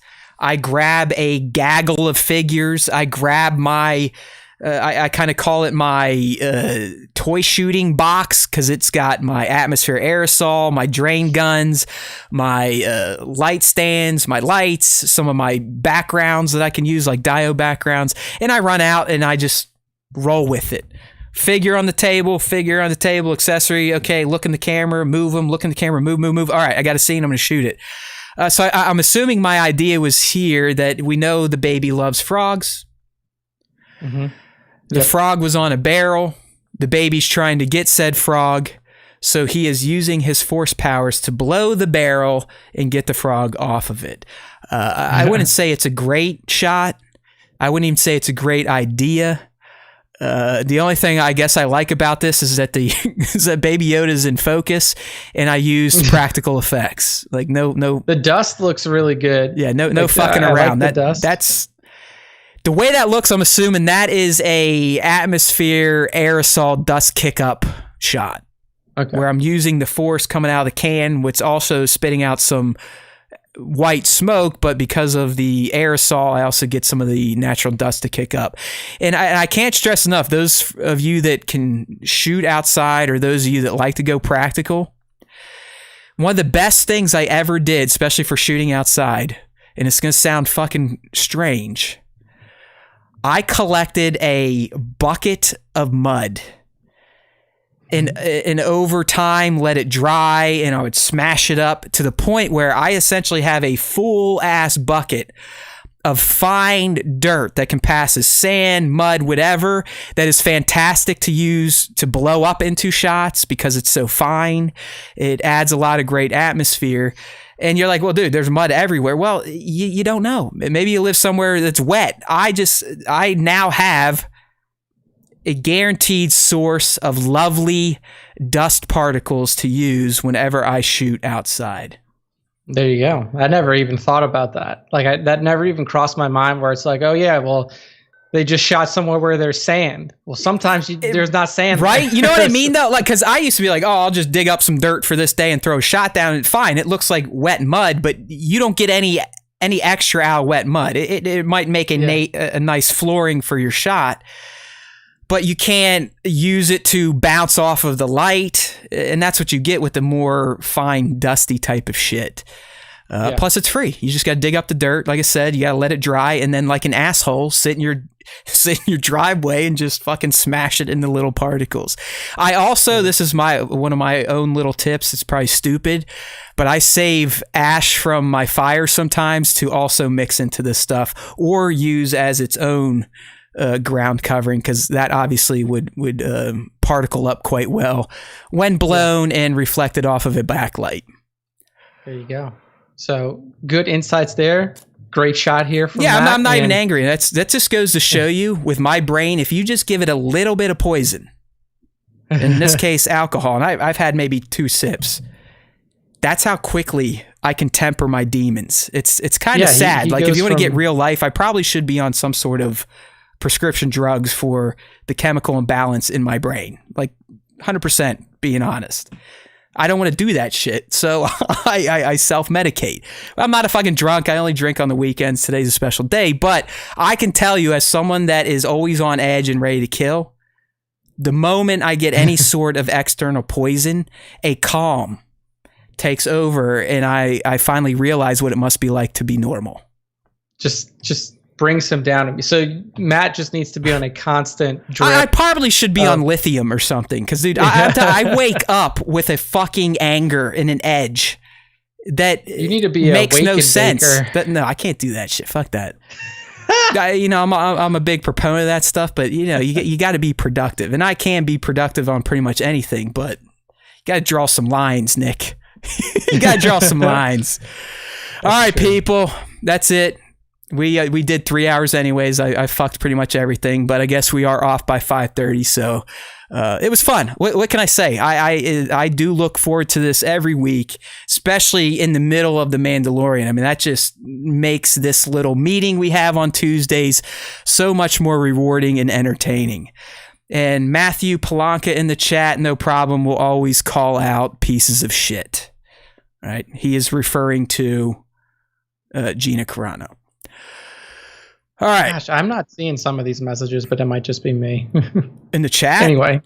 Or just Gina's Twitter feed? In the chat. All right, I was going to say, there's no reason to look at Gina's Twitter feed. All right, people, it's time to fucking shut this episode down. So let's do a little bit of the Star Wars Time Show dance. We're shaking. We're shimmying. You can see those boobies moving. All right, people, we love you. the best way you can stay in touch with us in between every episode, every live stream of the Star Wars Time Show is to mosey on over to StarWarsTime.net. If you're new here, what are you doing here? Hopefully we didn't scare you away. Hopefully you stick around. A lot of people tell us we're pretty awesome. I don't tend to believe them, but I'm going to take their words for it. So if you are new and you want to get involved in the Star Wars Time Show, if you want to be in the top 5, like I said, we do all that on Instagram at Star Wars Time Show. Follow the account. Tag us. That is the account in all of your Star Wars art. Yes, art, not just toy pictures, anything. You could make a Jabba the Hutt out of a pile of dog shit. And if you tag us, I'll look at it. We also want you to use our hashtag Star Wars Time Show to make us look like we have a movement going. All right. I think we're at like 42,000 uses of it. That's fantastic. It's still not good enough, just like our following isn't good enough. You motherfuckers might have got us to our goal in November, but it went down to the stretch. And like I've been saying, we don't like sitting on a plateau. We need to go beyond the motherfucking 2,000 downloads a month. And it's up to you, the Star Wars Time Show Warrior Squad, the live streamers, the diehards, the nuts, the super fans. We see you. We see what you're doing. We get the messages. We love the scouting. We love the recruitment. But it's never going to be enough for me. You'll know when it's enough because I'll tell you it's enough. So until you hear that, keep soldiering on. It's all about the Star Wars Time Show. All you got to do, all you have to tell them, the non-believers, is go to StarWarsTime.net. And they're going to be like, why? And you're going to say, I don't know, just go there. Their content is on every other Star Wars site, but it's the Star Wars Time Show spin. That's why we come to StarWarsTime.net. It's also where you can get linked in with our podcasts. This week, I might even add 2 new outlets. Because you never know. You never know. If you build it, they may come. Pandora, that was the reason for our latest bump in followers, in listeners. So maybe Amazon will take us to the level that comes next.